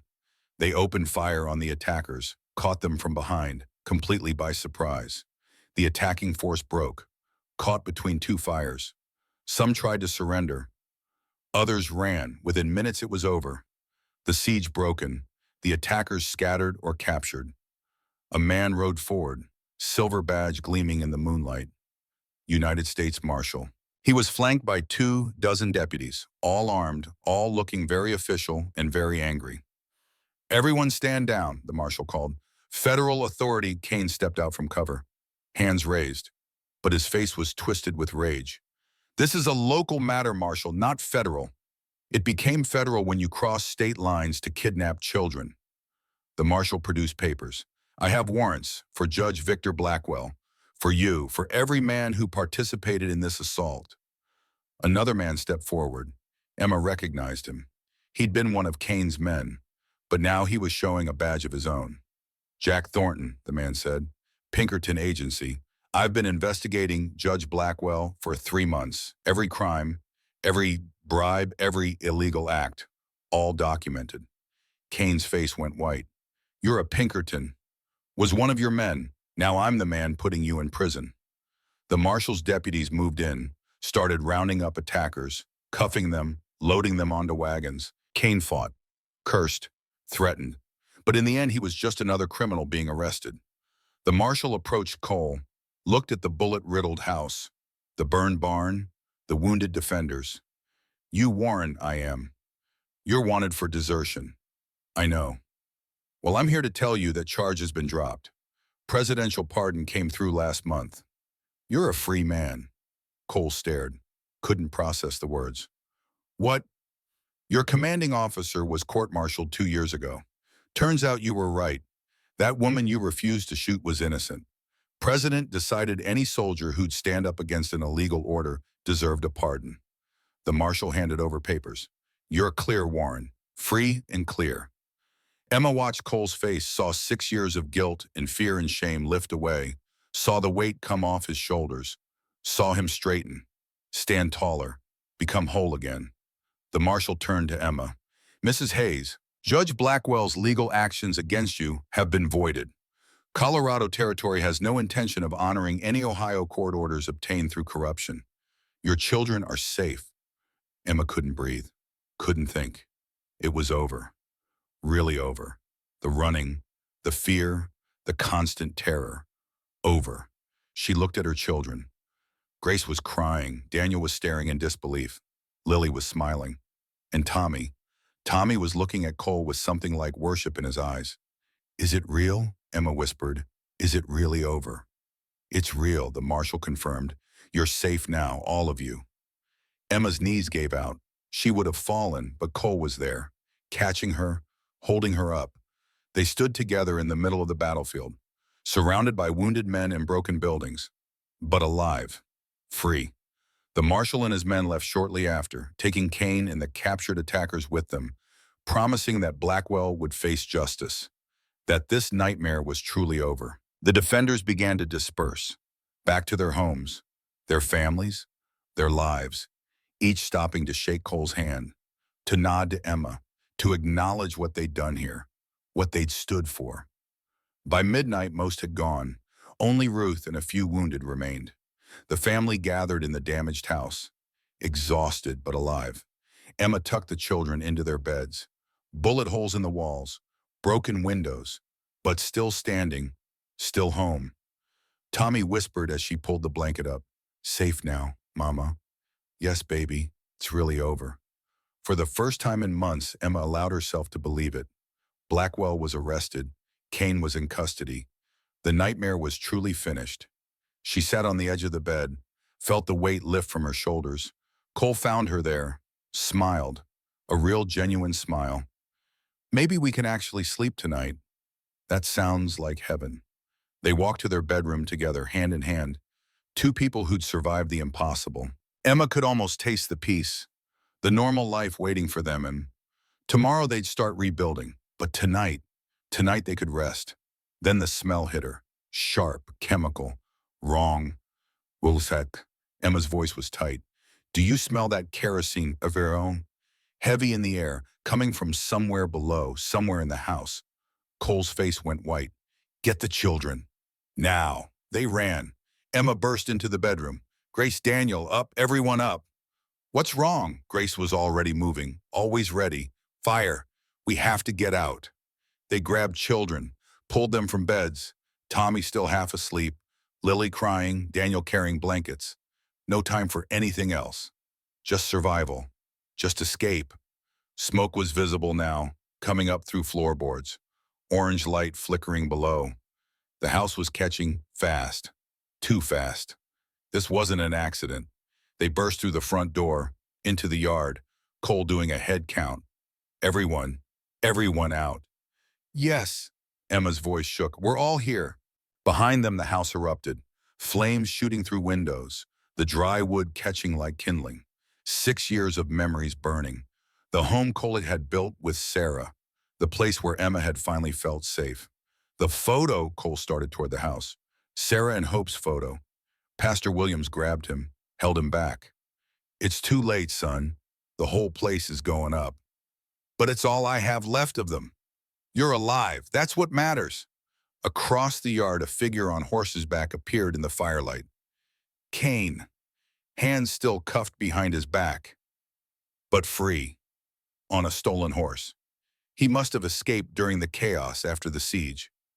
Blackwell sends his regards, Warren, Kane's voice carried across the destruction. He wanted you to know. He doesn't just want you dead. He wants you destroyed. Everything you love, gone. Kane spurred his horse, disappeared into the night before anyone could react. Cole fell to his knees, watching his home burn, not just the house, everything. The furniture Sarah had picked out, the curtains Emma had sewn, the cradle Daniel had built, children's drawings on the walls, every physical piece of their lives together. Gone. Emma knelt beside him, took his hand. We're alive, all of us. That's what matters. I failed again. I couldn't protect this, couldn't save anything. You saved us. 6 lives, that's not nothing. That's everything. The house collapsed an hour later. Roof caving in, walls crumbling, reduced to smoking rubble. Total loss. Ruth brought blankets, wrapped shivering children. The family huddled together in the yard, homeless. Everything they owned gone. Grace was the one who spoke, voice steady despite the tears on her face. We'll rebuild, together. It's just wood and nails. We're what matters, and we're all here. Cole looked at this 12-year-old girl, so fierce, so strong, then at Emma, at Daniel, at Lily, at Tommy clinging to his mother, his family, alive, whole, despite everything. You're right, he said quietly. We'll rebuild. But first they had to have somewhere to sleep. Ruth approached. My boarding house. There's room. Not much, but enough. Ruth, we've imposed enough, Emma said. It's not an imposition. It's what neighbors do. Ruth's voice was firm. Besides, you need stability now. The children need routine. Come stay with me while you rebuild. Emma looked at the smoking ruins, at her exhausted children, at Cole's devastated face. They had nowhere else to go. All right, Emma said. Thank you. Ruth left. The wounded ranchers were taken to town for proper care. Finally, it was just Emma, her children, and Cole, standing in the wreckage of his home. I'm sorry, Emma said for the 100th time. Your barn, your house, everything. It's just wood, Cole replied. But his voice was hollow, tired. Wood can be rebuilt. He walked toward the remains of the barn, stood looking at the ashes. Emma followed, saw what he was staring at. The cradle. Sarah's cradle. It had been stored in the barn. Now it was gone, burned to nothing. The last physical piece of his daughter, his wife, gone. Cole fell to his knees in the ash, not crying, just empty. 6 years of holding on to those memories, those physical connections to his lost family, and now they were gone. Emma instead knelt beside him, didn't know how to speak, just sat with him in his grief, letting him feel it, letting him mourn. After a long time, Cole spoke. I thought if I kept their things, if I preserved everything exactly as it was, maybe it would hurt less. Maybe I could pretend they were just in the next room, just away for a while. I know. But they're not coming back, no matter what I keep, no matter how much I hold on to the past. They're gone. Yes, they are. Cole looked at her. How do you do it? How do you let go? You don't. Not completely, but you make room for new things, new people. You let the grief live alongside the joy. And eventually the balance shifts. The good moments outweigh the bad. I'm not there yet. You will be, someday. They sat in the ashes until the cold drove them back to the house. Inside, the children were huddled together, exhausted, traumatized, but safe, finally truly safe. Emma gathered them close, all 5 of them pressed together. A family that had survived against impossible odds. It's over, she told them. Really over. Blackwell can't hurt us anymore. Kane can't hurt us. We're safe. For how long? Daniel asked. The cynicism of a child who'd learned not to trust good news. Forever. The marshal said so. Blackwell's going to prison. We're free. Lily started crying, relief tears. Grace held her, rocked her, whispered reassurances. Tommy looked at Emma, his eyes clearer than they'd been in weeks, and he spoke. Safe, Mama. Yes, baby, safe. He nodded, seemed to accept it, then did something that made Emma's heart swell. He walked to Cole, stood in front of him. This 5-year-old boy who'd been so broken, so lost. Thank you, Tommy said. His voice was small, uncertain, but there much. Thank you for saving us. Cole knelt down, met Tommy at eye level. You're welcome, son. Are you our pa now? The question hung in the air. All 4 children looking at Cole, waiting for his answer. This broken man who'd taken them in, who'd fought for them, who'd nearly died for them. Cole looked at Emma. She saw the question in his eyes, gave a small nod. Permission. If you'll have me, Cole said. Yes, Lily said immediately. Yes, yes, yes. Grace nodded. Daniel's nod was slower, more hesitant, but still there. Tommy just smiled. The first real smile Emma had seen on his face in months. They moved to Ruth's boarding house that night. Couldn't stay in the bullet-riddled ranch. Too dangerous, too unstable. Ruth gave them the best rooms. Fed them hot food, tucked the children into real beds with clean sheets. Emma sat on the edge of Grace's bed. Her oldest daughter looked younger asleep, the hard lines of responsibility smoothing away. Just a 12-year-old girl again. Emma stroked her hair, whispered words of love and gratitude. Cole found Emma in the hallway later, both of them unable to sleep, too much adrenaline still coursing through their veins, too much to process. Walk with me, Cole asked. They stepped out onto the boarding house porch. Silver Creek was quiet, peaceful, a town settling in for the night. No one hunting them, no one trying to hurt them. Just normal. What happens now? Emma asked. We rebuild the house, the barn, everything. And then, I don't know, we figure it out. Emma turned to face him. Dawson said marriage would help my legal situation. Blackwell's locked up. You don't need that protection anymore. Maybe not for legal reasons, but maybe for other reasons. Cole studied her face. What are you saying? I'm saying that you've become important to us, to my children, to me. I'm saying that when I think about the future, I see you in it. Emma took a breath. I'm saying I want to stay. If you'll have us. Emma, I'm not. I'm not good at this, at relationships, at being what people need. You've been exactly what we needed. You've been safety, protection, kindness. You've shown my children that not all men are cruel. That's enough. What about love? Don't you want that? Emma considered. I thought I loved Robert, But what I felt was need disguised as love. What I feel for you is different. It's respect, trust, gratitude. Maybe love grows from those things. Maybe it doesn't. But I'd rather have what we have than chase after some fairy tale romance. Cole was quiet for a long time. Then he reached out, took her hand. I can't promise I'll be good at this. None of us are good at this. We're just doing our best. I can't promise I won't fail you. I don't need promises. I need someone who'll try. I can try. Then that's enough. They stood on the porch, hand in hand, two broken people who'd found each other in the midst of chaos, who'd survived against impossible odds, who were building something new from the ashes of what they'd lost. 3 days later, the town erupted in celebration. News had arrived by telegram. Judge Victor Blackwell had been arrested in Ohio, charged with corruption, bribery, abuse of power. His entire network was collapsing.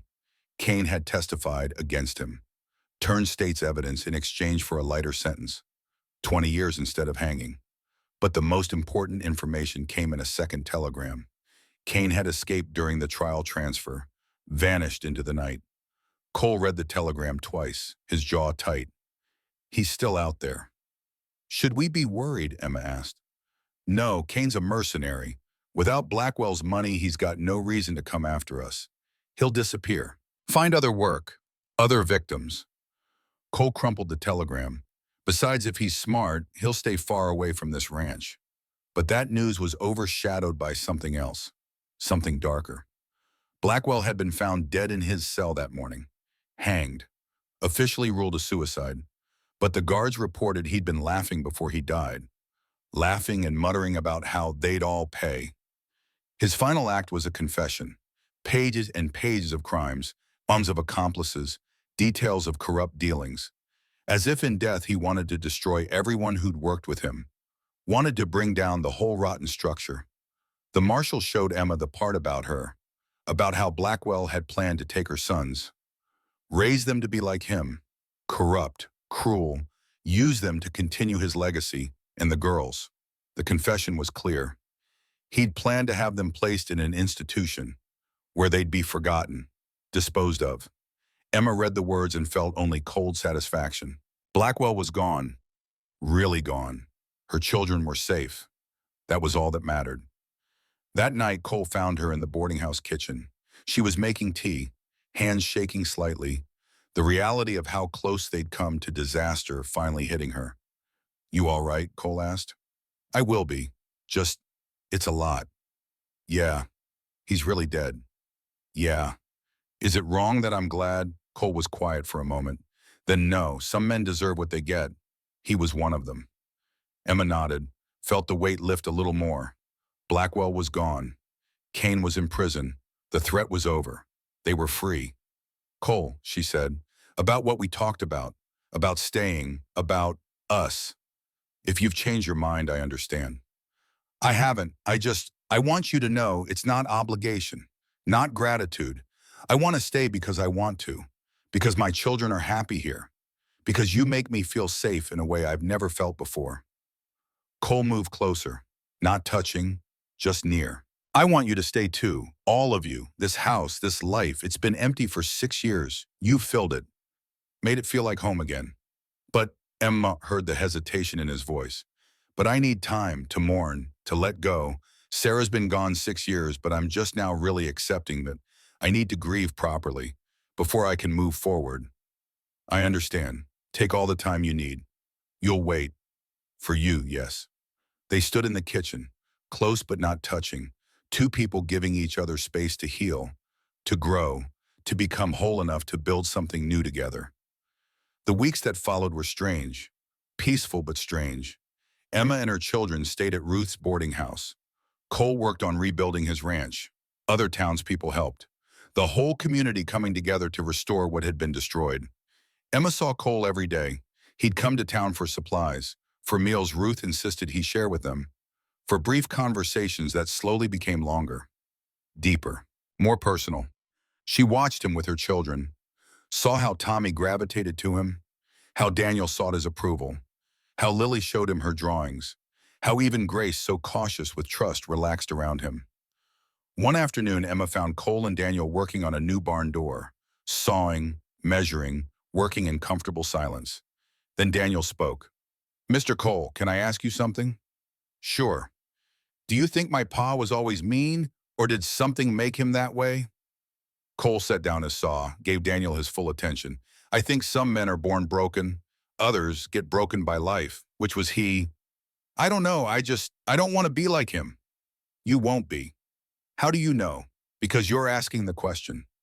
Your father never asked, never wondered if he was doing wrong, never tried to change. You're already different just by caring." Daniel nodded slowly, seemed to accept that, went back to sawing, but Emma saw the weight lift from his shoulders, saw him stand a little straighter. Progress. Slow but real. A month after Blackwell's death, the ranch house was repaired, not rebuilt completely, but livable. Windows replaced, roof patched, walls reinforced. Cole moved back in, started living there again. Emma expected him to retreat, to withdraw into his solitude, but he didn't. He kept coming to town, kept having meals with them, kept being part of their lives. And slowly, so slowly, Emma almost didn't notice something shifted. The way Cole looked at her changed. The careful distance lessened. The grief in his eyes eased. Not gone, never fully gone, but lighter. One evening, 2 months after the siege, Cole asked to speak with Emma privately. They walked to the edge of town, where the buildings ended and the prairie began. Endless grass under endless sky. "I've been thinking," Cole said, "about us, about the future." Emma's heart sped up. And I think I'm ready to move forward, to let myself care for someone again." He turned to face her. "To let myself care for you. You already do." "I know, but I needed to say it out loud. Make it real." He took her hand. "Emma Hayes, I'm not good with words. I'm not romantic. I can't promise you fairy tales or grand gestures.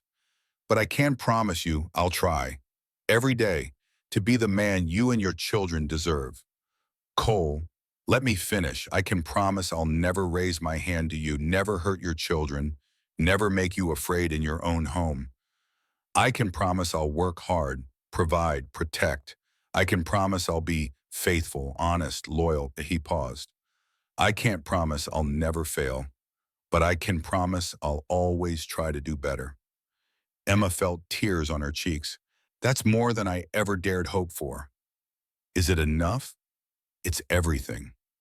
Cole pulled a small box from his pocket. Inside was a simple gold band. Not fancy, not expensive, but real, solid. "This was my mother's ring. The only thing I have from her. Would you marry me?" Emma looked at the ring, at this man who'd saved her, who'd saved her children, who'd become so much more than a protector, who'd become home. "Yes," she said. "Yes, I'll marry you." He slipped the ring on her finger. It fit perfectly, like it had been waiting for her all along. They stood together as the sun set over the prairie. Two people who'd survived horror, who'd found each other, who were building something new and precious and worth fighting for. They told the children that night. Emma gathered them in Ruth's sitting room, Cole beside her, all four children watching with curious eyes. "I need to tell you something," Emma said. "Cole and we're going to get married." Lily shrieked with joy, jumped up and down. "A wedding, a real wedding. Can I wear a pretty dress? Can I throw flowers?" Grace smiled, genuinely smiled. "I'm happy for you, Mama." Daniel nodded, still cautious but approving. "Does this mean Cole's really our pa now?" "If he's willing," Emma said. All eyes turned to Cole. He looked at these four children, these lives he'd taken responsibility for, these kids who'd become his own.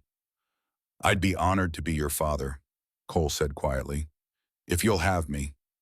Tommy walked forward, stood in front of Cole, looked up at him with eyes that had seen too much pain, but also eyes that were learning to hope again. "Pa," Tommy said, testing the word. "You're my pa now." "Yes, son, I am." Tommy wrapped his arms around Cole's waist, held tight. Cole knelt down, hugged him back, and Emma saw tears on his face, the first tears she'd seen from this strong, stoic man. One by one, the other children joined. Grace, Daniel, Lily, all of them hugging Cole, all of them accepting him, choosing him. A family not made by blood, but by choice, by survival, by love earned through sacrifice. They set the wedding for 2 weeks later, small ceremony at the church. Pastor Williams officiating. The whole town invited, because this wasn't just Emma and Cole joining. It was two families becoming one. And the community that had stood with them deserved to witness it. The night before the wedding, Emma couldn't sleep. She stood at the window of her room at Ruth's, looking out at Silver Creek, this town that had taken them in, protected them, given them a future. A knock at her door. Ruth entered, carrying 2 cups of tea. She handed one to Emma, sat beside her. Nervous, Ruth asked. Terrified. Good, that means you're taking it seriously. What if I'm making a mistake? What if I'm not ready? What if Cole realizes he can do better? Emma Hayes, listen to me. That man out there loves you. Maybe he doesn't say it in flowery words. Maybe he doesn't write poetry, but he's shown it in every action. He's risked his life for you, rebuilt his home for you, opened his heart to your children. That's love, real love, the kind that lasts. But what if it's not enough? It'll be enough if you both choose to make it enough every day. Marriage isn't about grand gestures. It's about small choices, kindness, patience, forgiveness. You've both been through hell. You know what bad looks like. Now you get to build something good, together. Emma sipped her tea. Let Ruth's words sink in. She was right. Emma knew what a bad marriage looked like. She'd lived through 8 years of it. What she had with Cole was different, better, real. Morning came. Emma dressed in a simple white dress Ruth had helped her make. Grace braided flowers into her hair. Lily bounced around the room with barely contained excitement. Daniel stood guard at the door. Tommy sat quietly but with a small smile on his face. You look beautiful, Mama, Grace said. You think so? I know so, and Cole's going to think so too. They walked to the church together. The whole town had turned out, ranchers who'd fought beside them, townspeople who'd taken a stand, friends made in the crucible of violence and fear. Cole waited at the altar, wearing a simple black suit, clean-shaven, hair combed, looking nervous and hopeful and scared all at once. His eyes found Emma as she walked down the aisle. Everything else fell away. Just the two of them, and the promise they were about to make. Pastor Williams began. Dearly beloved, we are gathered here today to witness the union of James Warren and Emma Hayes in holy matrimony. The words washed over Emma. She heard them distantly, but what she focused on was Cole's hand holding hers. Steady, strong, sure. James Warren, do you take this woman to be your lawfully wedded wife?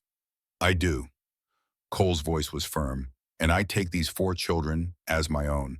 I promise to protect them, provide for them, love them all the days of my life. Emma Hayes, do you take this man to be your lawfully wedded husband? I do. I promise to stand beside him, to build a home with him, to honor him all my days. They exchanged rings, simple bands, symbols of commitment, of choice, of 2 people choosing to face the future together.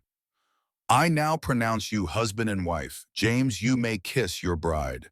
Cole leaned in, kissed Emma gently, respectfully, but with warmth that promised more. The congregation erupted in cheers. The children rushed forward, all 6 of them. A family now, official, legal, real. The celebration afterward was joyful. Food, music, dancing. Emma danced with Cole. Awkwardly at first, neither of them was good at it, but they learned together, found their rhythm, just like they'd find their rhythm in life. As the sun set, Cole pulled Emma aside, away from the celebration, to a quiet spot where they could be alone. Thank you, he said. For what? For taking a chance on a broken man, for giving me a family again, for making me believe I could have a future. You gave me the same things. Then we're even. No, Emma said softly. We're better than even. We're partners, equals, together. Cole smiled, really smiled. The transformation was beautiful. Together, he agreed, they stood hand in hand as the celebration continued behind them. 2 survivors who'd found each other, who'd built something precious from the ashes of their pasts, who were facing the future not with fear, but with hope. The journey wasn't over. There would be challenges ahead, hard days, moments of doubt, but they would face them together. As a family, as partners, as people who'd learned that love wasn't about perfection, it was about choosing each other.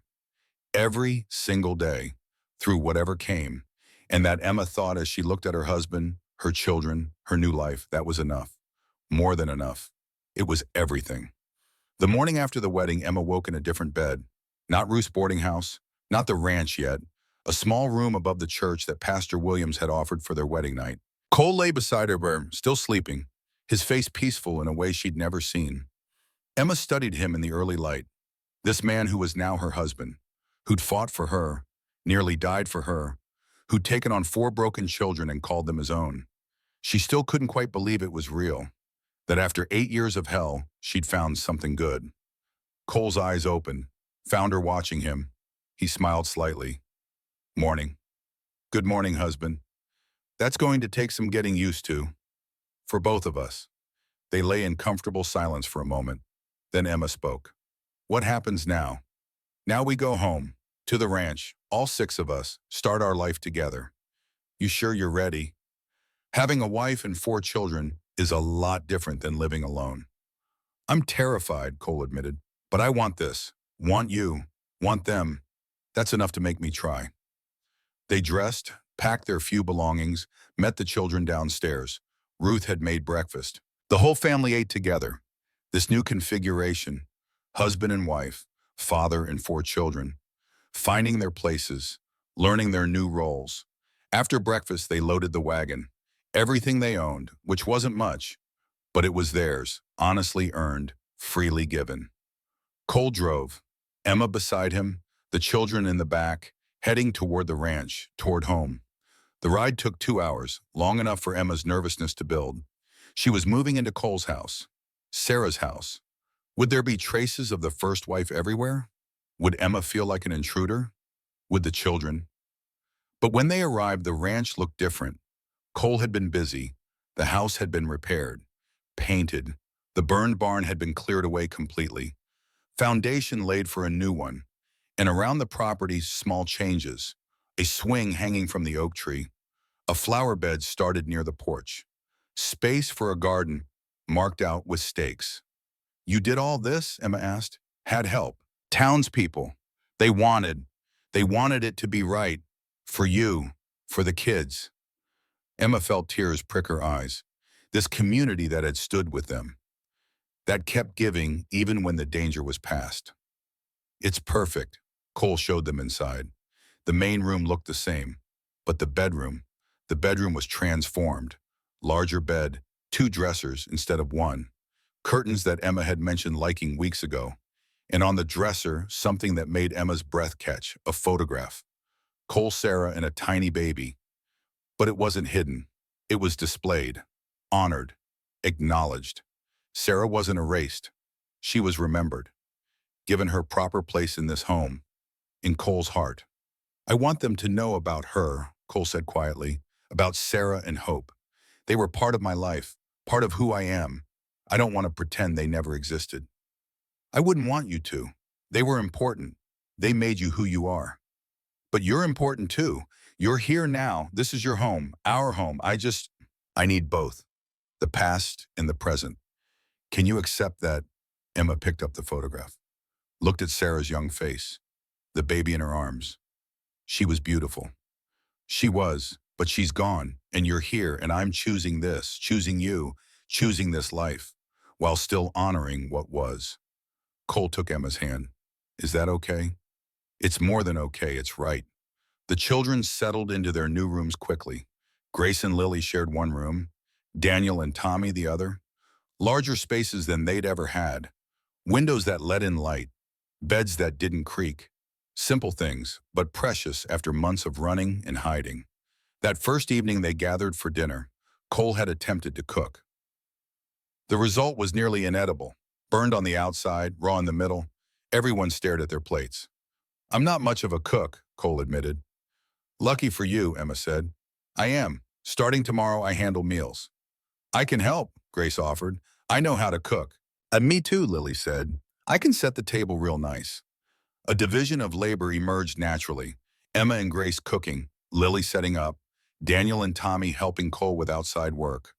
A family finding its rhythm, its patterns, learning to live together. But it wasn't easy. The first week was hard. Everyone adjusting, learning boundaries, figuring out space. Cole wasn't used to noise, to chaos, to children everywhere. The kids weren't used to having a father figure who actually cared, who noticed things, who had expectations. Small conflicts erupted. Daniel left tools lying around. Cole mentioned it needed to be fixed. Daniel took it as criticism, withdrew, stopped helping.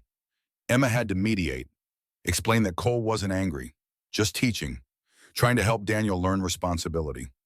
Lily got into Cole's things, found his war memorabilia, started playing with his medals. Cole found her and his face went hard. Not angry exactly, but firm. Those weren't toys. They represented men who'd died, friends he'd lost. Lily burst into tears. Cole had to comfort her, explain, find a way to set boundaries without crushing her spirit. Tommy had nightmares, worse than before. The change, the new place, the stress of adjustment. He'd wake screaming. Cole would be there before Emma, sitting with Tommy, talking quietly, calming him, patient in a way Emma hadn't expected. In Grace watched everything, tested every boundary, pushed back on every rule. Not because she was bad, because she was scared, scared to trust, scared to believe this was real, scared that if she got comfortable, it would all be taken away.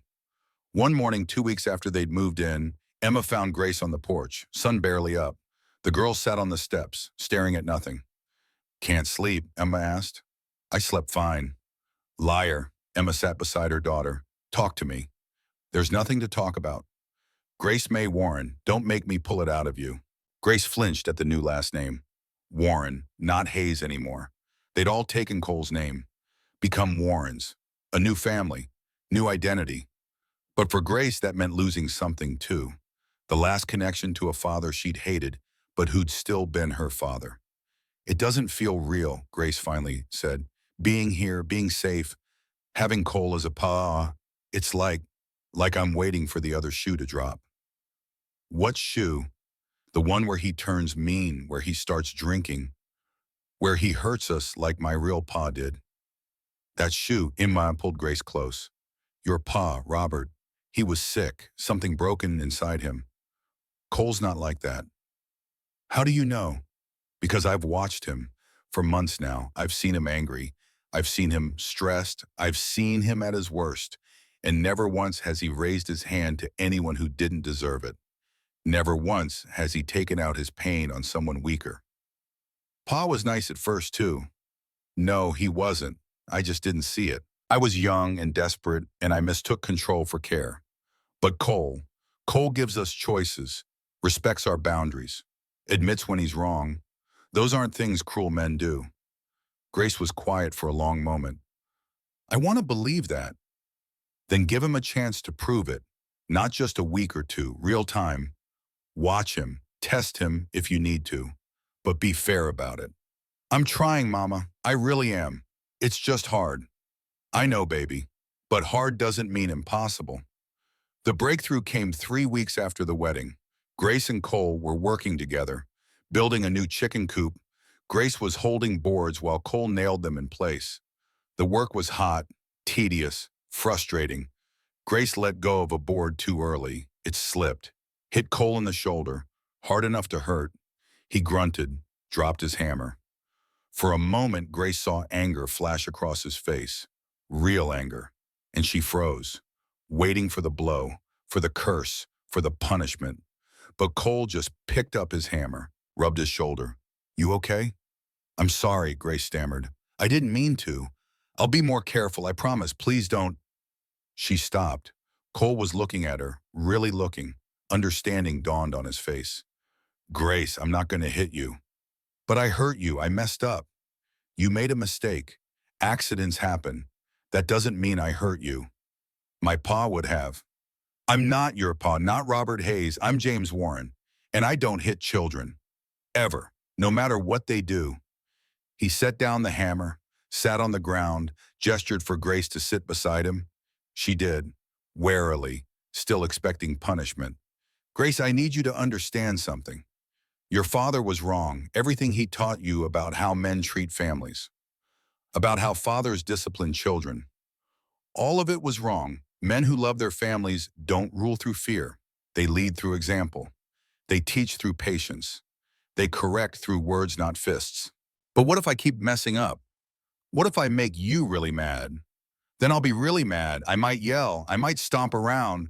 I might need space to cool down. But I will never, ever hit you. That's not discipline. That's abuse, and I won't do it. Grace felt something crack inside her. Some wall she'd been holding up for years. Tears started falling. Not just tears, but deep, wrenching walks that came from a place she'd locked away. All the fear, all the pain, all the times she'd been hit for mistakes, for being a child, for existing. Cole pulled her into his arms, let her cry, didn't try to stop it, didn't tell her to be quiet, just held her. This 12-year-old girl who'd been forced to be strong for so long. I'm sorry, Grace gasped between sobs. I'm sorry I don't trust you. I'm sorry I keep testing you. I'm sorry I'm broken. You're not broken. You're healing. There's a difference. But what if I never heal all the way? What if I'm always scared, always waiting for you to hurt us? Then we deal with that. Together. I'm not going anywhere, Grace. I chose this, chose you, chose your mama and your brothers and sister. And I don't give up on family. Even if family is hard. Especially then. Grace cried until she had no more tears. Then she pulled back, looked at Cole, this man who'd saved them, who'd married her mother, who'd taken on 4 traumatized children without hesitation. Can I ask you something? Anything. When Mama told us you wanted to be our pa, that you wanted us to call you that, I didn't know if I could, but Tommy did, and Daniel, and Lily, and I felt like I was the only one holding back, the only one who couldn't let go. You don't have to call me anything you're not ready for, but I want to. I want to have a real pa, one who doesn't hurt, one who teaches without scaring, one who loves us. But I'm scared that if I say it, if I call you pa, it'll make it real, and then I'll have something to lose again. Cole took her hands, held them gently. Grace, you already have something to lose. You have me. You have your mama. You have this home. Calling me pa doesn't change that. It just names what's already true. What if you leave? What if you die like your first wife did? What if something bad happens? Then something bad happens. But that's true whether you call me Pa or Mr. Cole or James or anything else. We can't live our lives in fear of loss. We have to love people while we have them. Take the risk, accept the pain that might come. Because the alternative is never letting anyone in, never loving, never being loved. And that's not living. That's just existing. Grace looked at this man, this good, kind, patient man, who'd shown her and her family what real love looked like, who'd proven through actions, not words, that he could be trusted. Pa, she said, testing the word, you're my pa now. Yes, I am, if you'll have me. I want you to teach me things, how to shoot better, how to build stuff, how to be strong without being mean. Can you do that? I can try, and Grace, you can teach me too. Teach you what? How to be a father. I never got to be one before, not really. Hope died before I could, so I'm learning, just like you're learning to trust. We'll figure it out together. Grace threw her arms around him, held tight, and Cole held her back, father and daughter, not by blood, but by choice, by survival, by love earned through fire. Emma watched from the porch, tears streaming down her face, because this was the moment she'd been waiting for. The last wall coming down, the final child accepting their new family, their new life. That night at dinner, the atmosphere was different, lighter. Grace was smiling, really smiling, laughing at Lily's jokes, teasing Daniel, playing with Tommy. The tightness that had lived in her shoulders for months was gone. What happened today? Daniel asked. Grace is being nice. It's weird. I'm always nice, Grace protested. You're always careful. There's a difference. Grace looked at Cole, then at Emma, then at her siblings. I decided to stop being scared, to trust that this is real, that we're safe, that Pa is really our Pa. The word hung in the air. Pa. Coming from Grace, the holdout, the skeptic, the one who'd resisted longest. Daniel grinned. About time. Shut up. Make me. They bickered. Normal sibling bickering, not the scared walking on eggshells tension that had defined their relationship with Robert. Just normal, healthy, real. Cole caught Emma's eye across the table. They shared a look. Understanding. Pride. Relief. Their family was coming together. Really together. After dinner, Cole gathered all 4 children. I have something for each of you. He produced 4 small wooden boxes. Simple. Handmade. Each carved with a name. Grace, Daniel, Lily, Tommy. He handed them out. Open them. Inside each box was a silver coin. Old, worn, but real silver. Valuable. These were my mother's, Cole said. One for each of her children.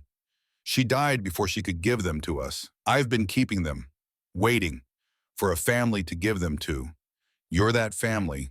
These are yours, to remind you that you belong here, that you're Warren's now, that you're mine. Lily immediately hugged her coin. Thank you, Pa. Daniel studied his, running his thumb over the worn surface. This is really valuable. It is, so keep it safe. Pass it on to your children someday. Tommy clutched his coin, looking at Cole with worship in his eyes. My coin, your coin, forever. Grace was the last to react. She looked at the coin, at the box with her name, at Cole's face. You're giving us your mother's coins, but we're not your real children. Yes, you are. Maybe not by blood, but by choice, by love. You're as real to me as if I'd been there the day you were born. More real, maybe. Because I chose you, I fought for you, I nearly died for you. If that doesn't make you mine, I don't know what does. Grace started crying again, but happy tears this time. Thank you, Pa. Thank you for choosing us. Thank you for letting me. The weeks turned into months, summer faded into fall. The family settled into routines. Cole teaching Daniel carpentry, Grace learning to shoot better than most grown men, Lily helping Emma in the garden, and Tommy talking more every day, laughing, playing, slowly becoming the child he was supposed to be. But healing wasn't linear. There were setbacks, hard days, moments of regression. Daniel had an episode 2 months in, got into a fight at school, came home with a black eye and bloody knuckles, face set in that hard, angry expression Emma remembered from the worst days.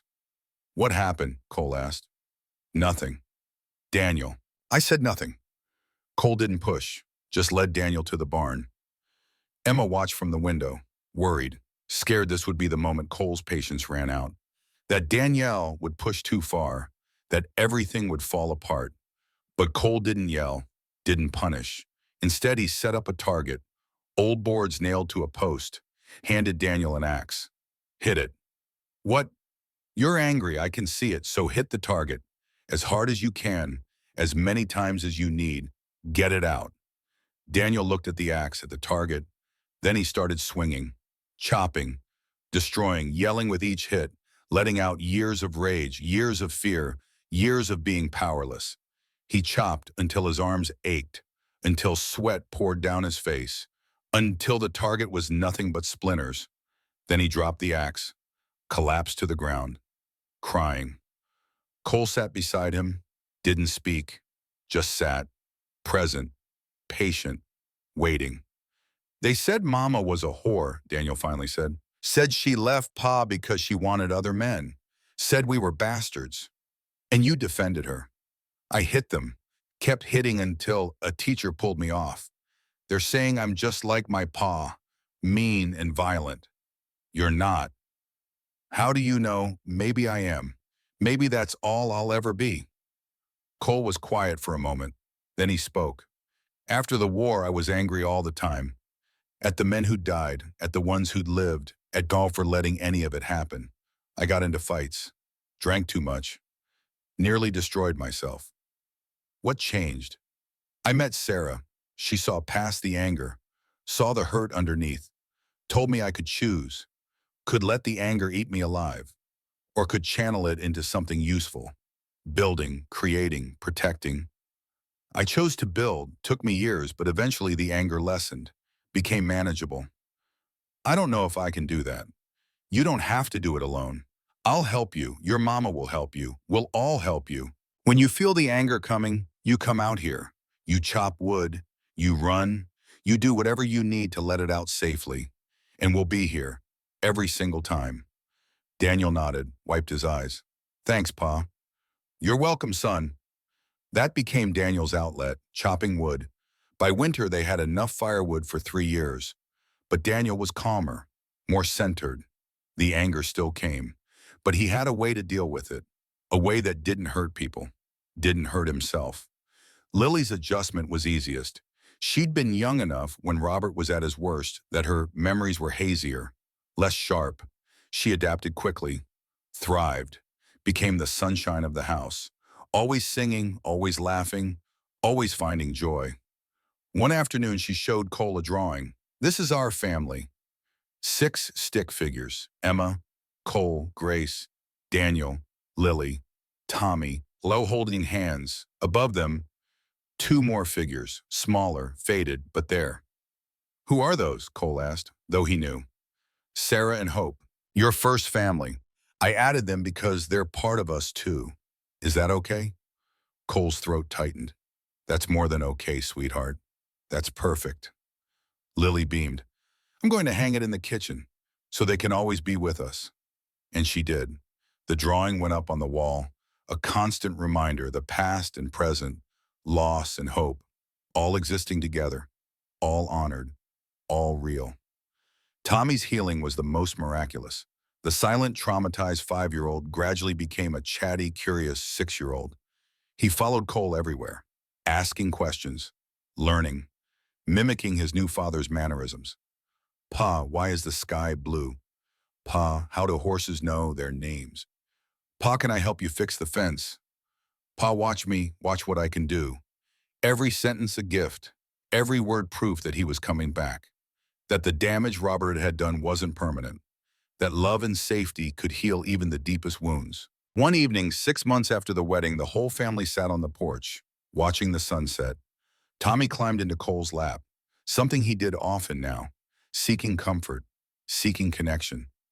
Pa, yes, son, do you love us? More than anything. Even though we're not your real kids. Cole shifted Tommy so they were face to face. You are my real kids, all 4 of you. Real doesn't mean biology. Real means choosing each other every day, means being there when it's hard, means loving even when it costs something. You're as real to me as if I'd been there the day you were born. And we can stay forever. You won't send us away. Never. You're mine, forever and always. Tommy hugged him.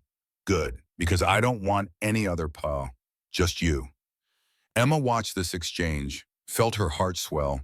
This was what she'd wanted, what she'd fought for, what she'd nearly died for. Her children safe, happy, loved, with a father who cherished them. But there was one more challenge, one more test of this new family. It came in October. Emma had been feeling strange for weeks, tired, nauseous in the mornings. She'd ignored it at first, chalked it up to stress, to adjustment, to getting older. But then her monthly cycle didn't come, and she knew. She waited until they were alone. Late evening, children in bed, Cole reading by lamplight. Emma sat beside him, took his hand. I need to tell you something. He set down his book, gave her his full attention. What's wrong? Nothing's wrong, at least, I don't think it is. Cole, I'm pregnant. He stared at her, processing. You're sure? As sure as I can be without a doctor, but yes, I'm sure. How far along? 2 months, maybe 3. It happened quickly after the wedding. Cole was silent for a long moment. Emma's stomach twisted. Was he upset? Angry, scared? They hadn't talked about more children, hadn't planned this. 4 kids was already a lot. Adding a baby. Cole, say something. I'm going to be a father again. Yes, a real father from the beginning. not just stepping in after someone else failed. You are a real father to all four of them. This baby doesn't change that. I know, but Emma, when Hope died, I thought I'd never have this chance again. Never get to hold my own child, watch them grow up, be there for every moment. And now I get that chance. He was crying, tears streaming down his face. Not sad tears, joy tears. Emma had never seen him like this. So openly emotional, so vulnerable. You're happy. I'm terrified. I'm happy. I'm everything. He pulled her close. Thank you. Thank you for this gift, for trusting me enough to build a family with me. You're the one who saved us. No, you saved me, all of you. I was half dead before you came, just going through the motions, existing. You made me live again, made me want to live. This baby, this is proof that we're really alive, really building something new. They told the children the next morning, at breakfast.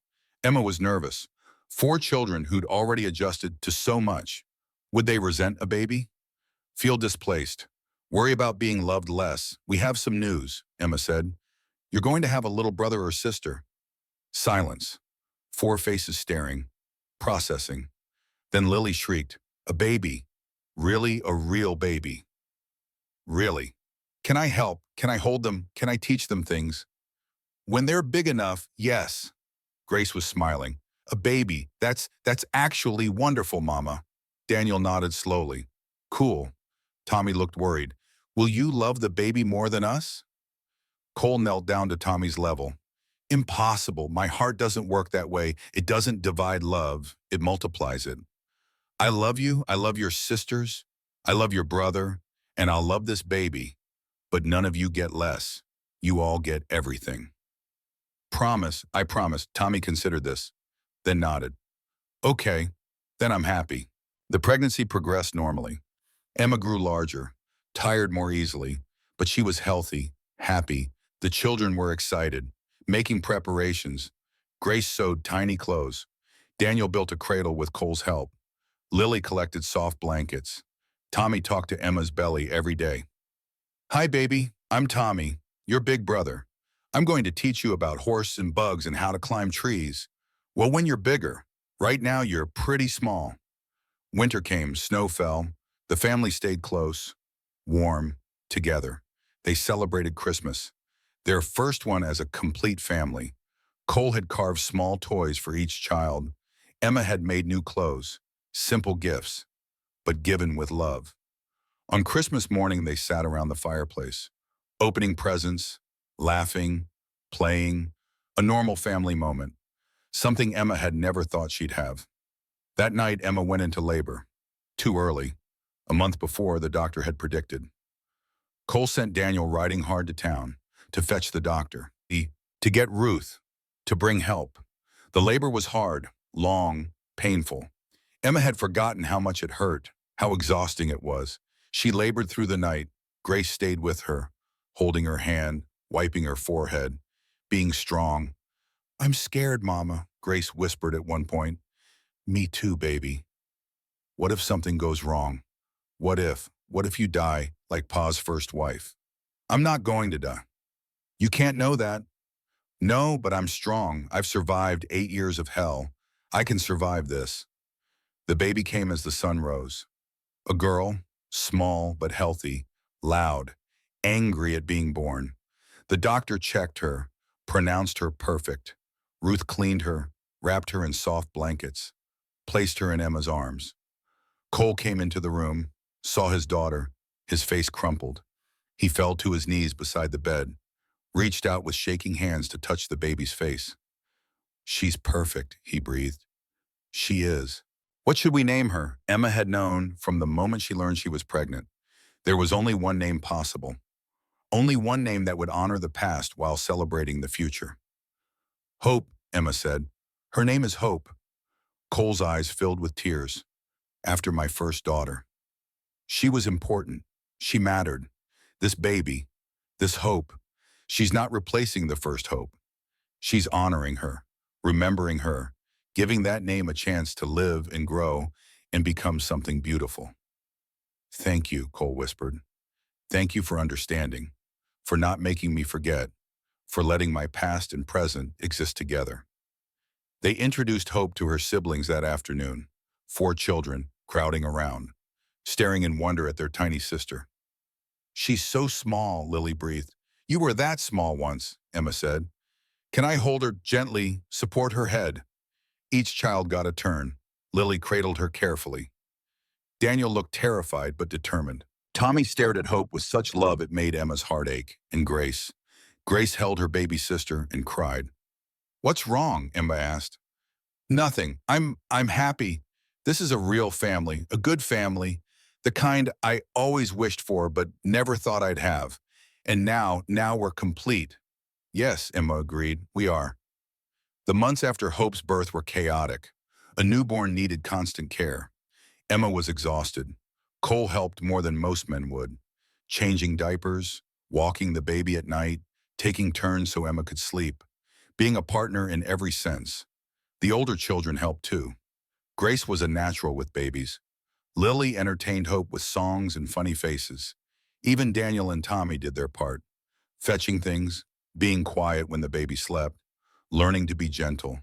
Hope thrived, grew, became a fat, happy baby who smiled at everyone, who knew she was loved, who had 4 older siblings who died to protect her, and 2 parents who'd already proven they'd do anything for their children. One evening when Hope was 6 months old, Emma found Cole on the porch. Staring at the stars, she sat beside him. They'd had so little time alone since the baby. It was nice, just being together. Quiet. What are you thinking about? Emma asked.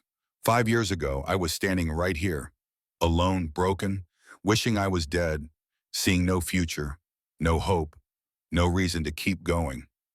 And now I have a wife I love, 5 children who call me Pa, a home full of laughter and chaos in life. I have everything I thought I'd lost forever.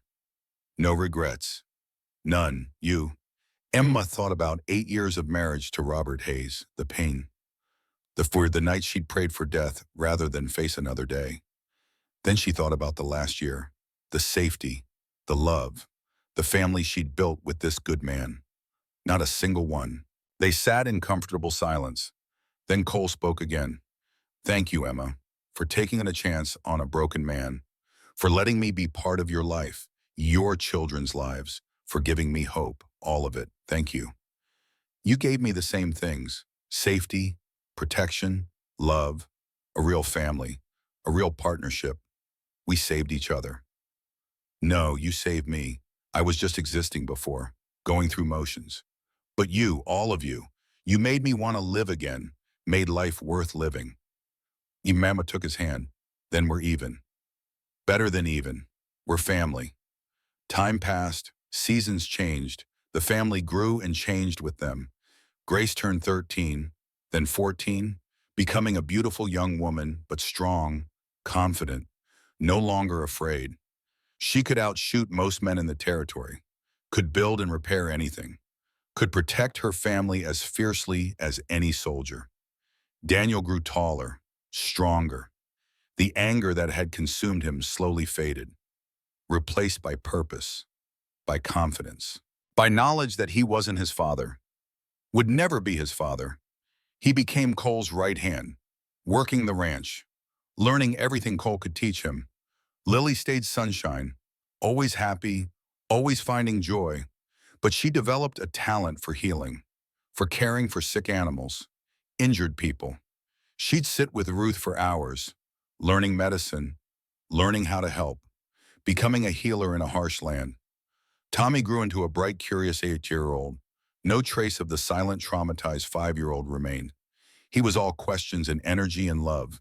He climbed everything, explored everything, lived without fear, secure in the knowledge that he was safe, protected, cherished, and hope.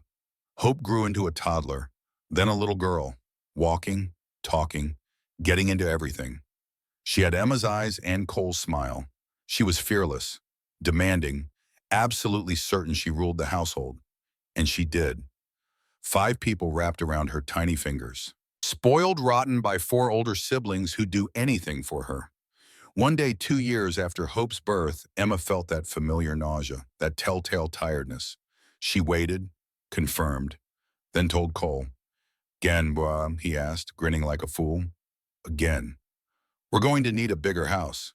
They added on to the ranch, built 2 more bedrooms, expanded the kitchen, made space for a growing family, because Emma was pregnant again. And then again. Within 4 years of their marriage, 3 more babies, not planned, not expected, but welcomed, celebrated, loved. The ranch became loud, chaotic, full of children and laughter and life. Cole thrived, Emma thrived. The older children helped raise the younger ones. A family truly formed, not by blood alone, but by choice, by survival, by love earned through fire. The final scene came on a spring evening, 7 years after Cole had first met Emma at that train station. The whole family gathered on the porch, 8 children now, ranging from 17-year-old Grace to 1-year-old baby James. Hope was 3, playing with her brothers Samuel and Michael, ages 2 and 4. Emma sat in a rocking chair, nursing the baby, Cole beside her, the other children playing in the yard. "Grace," Cole called, "come here a minute." Grace climbed the porch steps. At 17, she was a young woman, beautiful, strong, confident, ready to face the world. "Yes, Pa, your mama and I have been talking. You're almost grown. Soon you'll want to leave. Start your own life. Maybe get married. Have children. I'm in no rush. I know, but when that time comes, I want you to know something. You made this possible. You held this family together when no one else could. You protected your mama, your siblings. You were brave when the rest of us were scared. None of this life, this family, this happiness, none of it happens without you." Grace's eyes filled with tears. "Pa, I was just doing what I had to." "No, you were doing what you chose to. And that choice, that bravery, that fierce love, that's what saved all of us." He pulled her into a hug. "I'm proud of you, so proud, and I wanted you to know, before you grow up completely and leave us. I'm not leaving for a long time yet. Good, because we'd miss you something fierce." Grace hugged him tight. This man who'd saved her, who'd become her real father, who'd shown her what love actually looked like. "I love you, Pa." "I love you too, daughter." The sun set over the Warren Ranch, painting the sky in shades of orange and gold. The family remained on the porch, together, safe, happy, a testament to survival, to courage, to the power of choosing love even when love seemed impossible. Emma looked at her family, at her children, at her husband, at the life they'd built from ashes and pain and terror, and she felt something she'd never thought she'd feel again. Peace. Complete. Total. Absolute peace. She closed her eyes, sent a silent thank you to whoever was listening, for the train station, for Cole's intervention, for the community that stood with them, for every moment that led them here, to safety, to family, to home. Cole's hand found hers, squeezed gently. She opened her eyes, met his gaze, saw her own gratitude reflected back. "Happy?" he asked. "More than I ever dreamed possible." "Me too." They sat as darkness fell, as stars appeared, as their children slowly made their way inside, to beds, to safety, to dreams untainted by fear, because they were loved, protected, safe, finally and completely and forever safe. Emma Warren sat on her porch, held her baby, watched her family, and knew without doubt that every nightmare they'd survived had been worth it. To arrive here, at this moment, with these people, in this life. She'd started as Emma Hayes, broken, scared, running. But she'd become Emma Warren, strong, confident, home. And that transformation, that journey from terror to peace, from pain to joy, from barely surviving to truly living, that was the miracle. Not that they'd survived, but that they'd thrived, that they'd taken broken pieces and built something whole, something beautiful, something worth fighting for.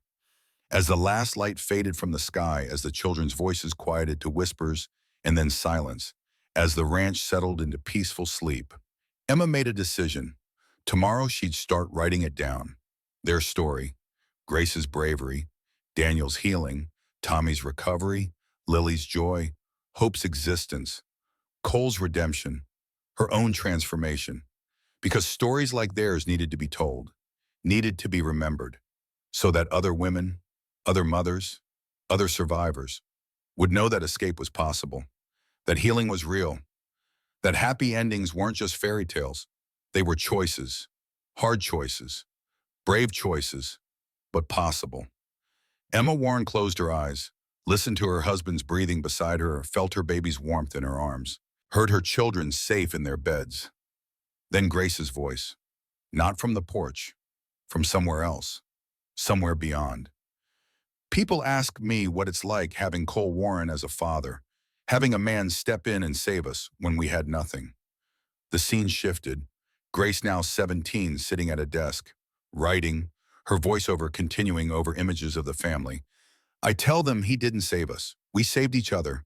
Images flashed. The train station, the first night at the ranch, Grace's breakthrough with the board accident, the battles, the wedding, Hope's birth. Home isn't a place. It's the people who fight for you, who choose you every single day, who prove through actions, not words, that you matter. Grace's pen moved across paper, writing their story. My name is Grace Warren. This is the story of how my family survived, how we found each other, how we learned that broken things can be made whole again. She looked up from her writing, smiled. This is the story of the last stand at Warren Ranch, where 5 broken people became a family, and where we learned that home isn't where you're born, it's where you're loved. The scene returned to the porch. Emma opened her eyes, smiled, because she was home, really truly finally home, and nothing would ever take that away again.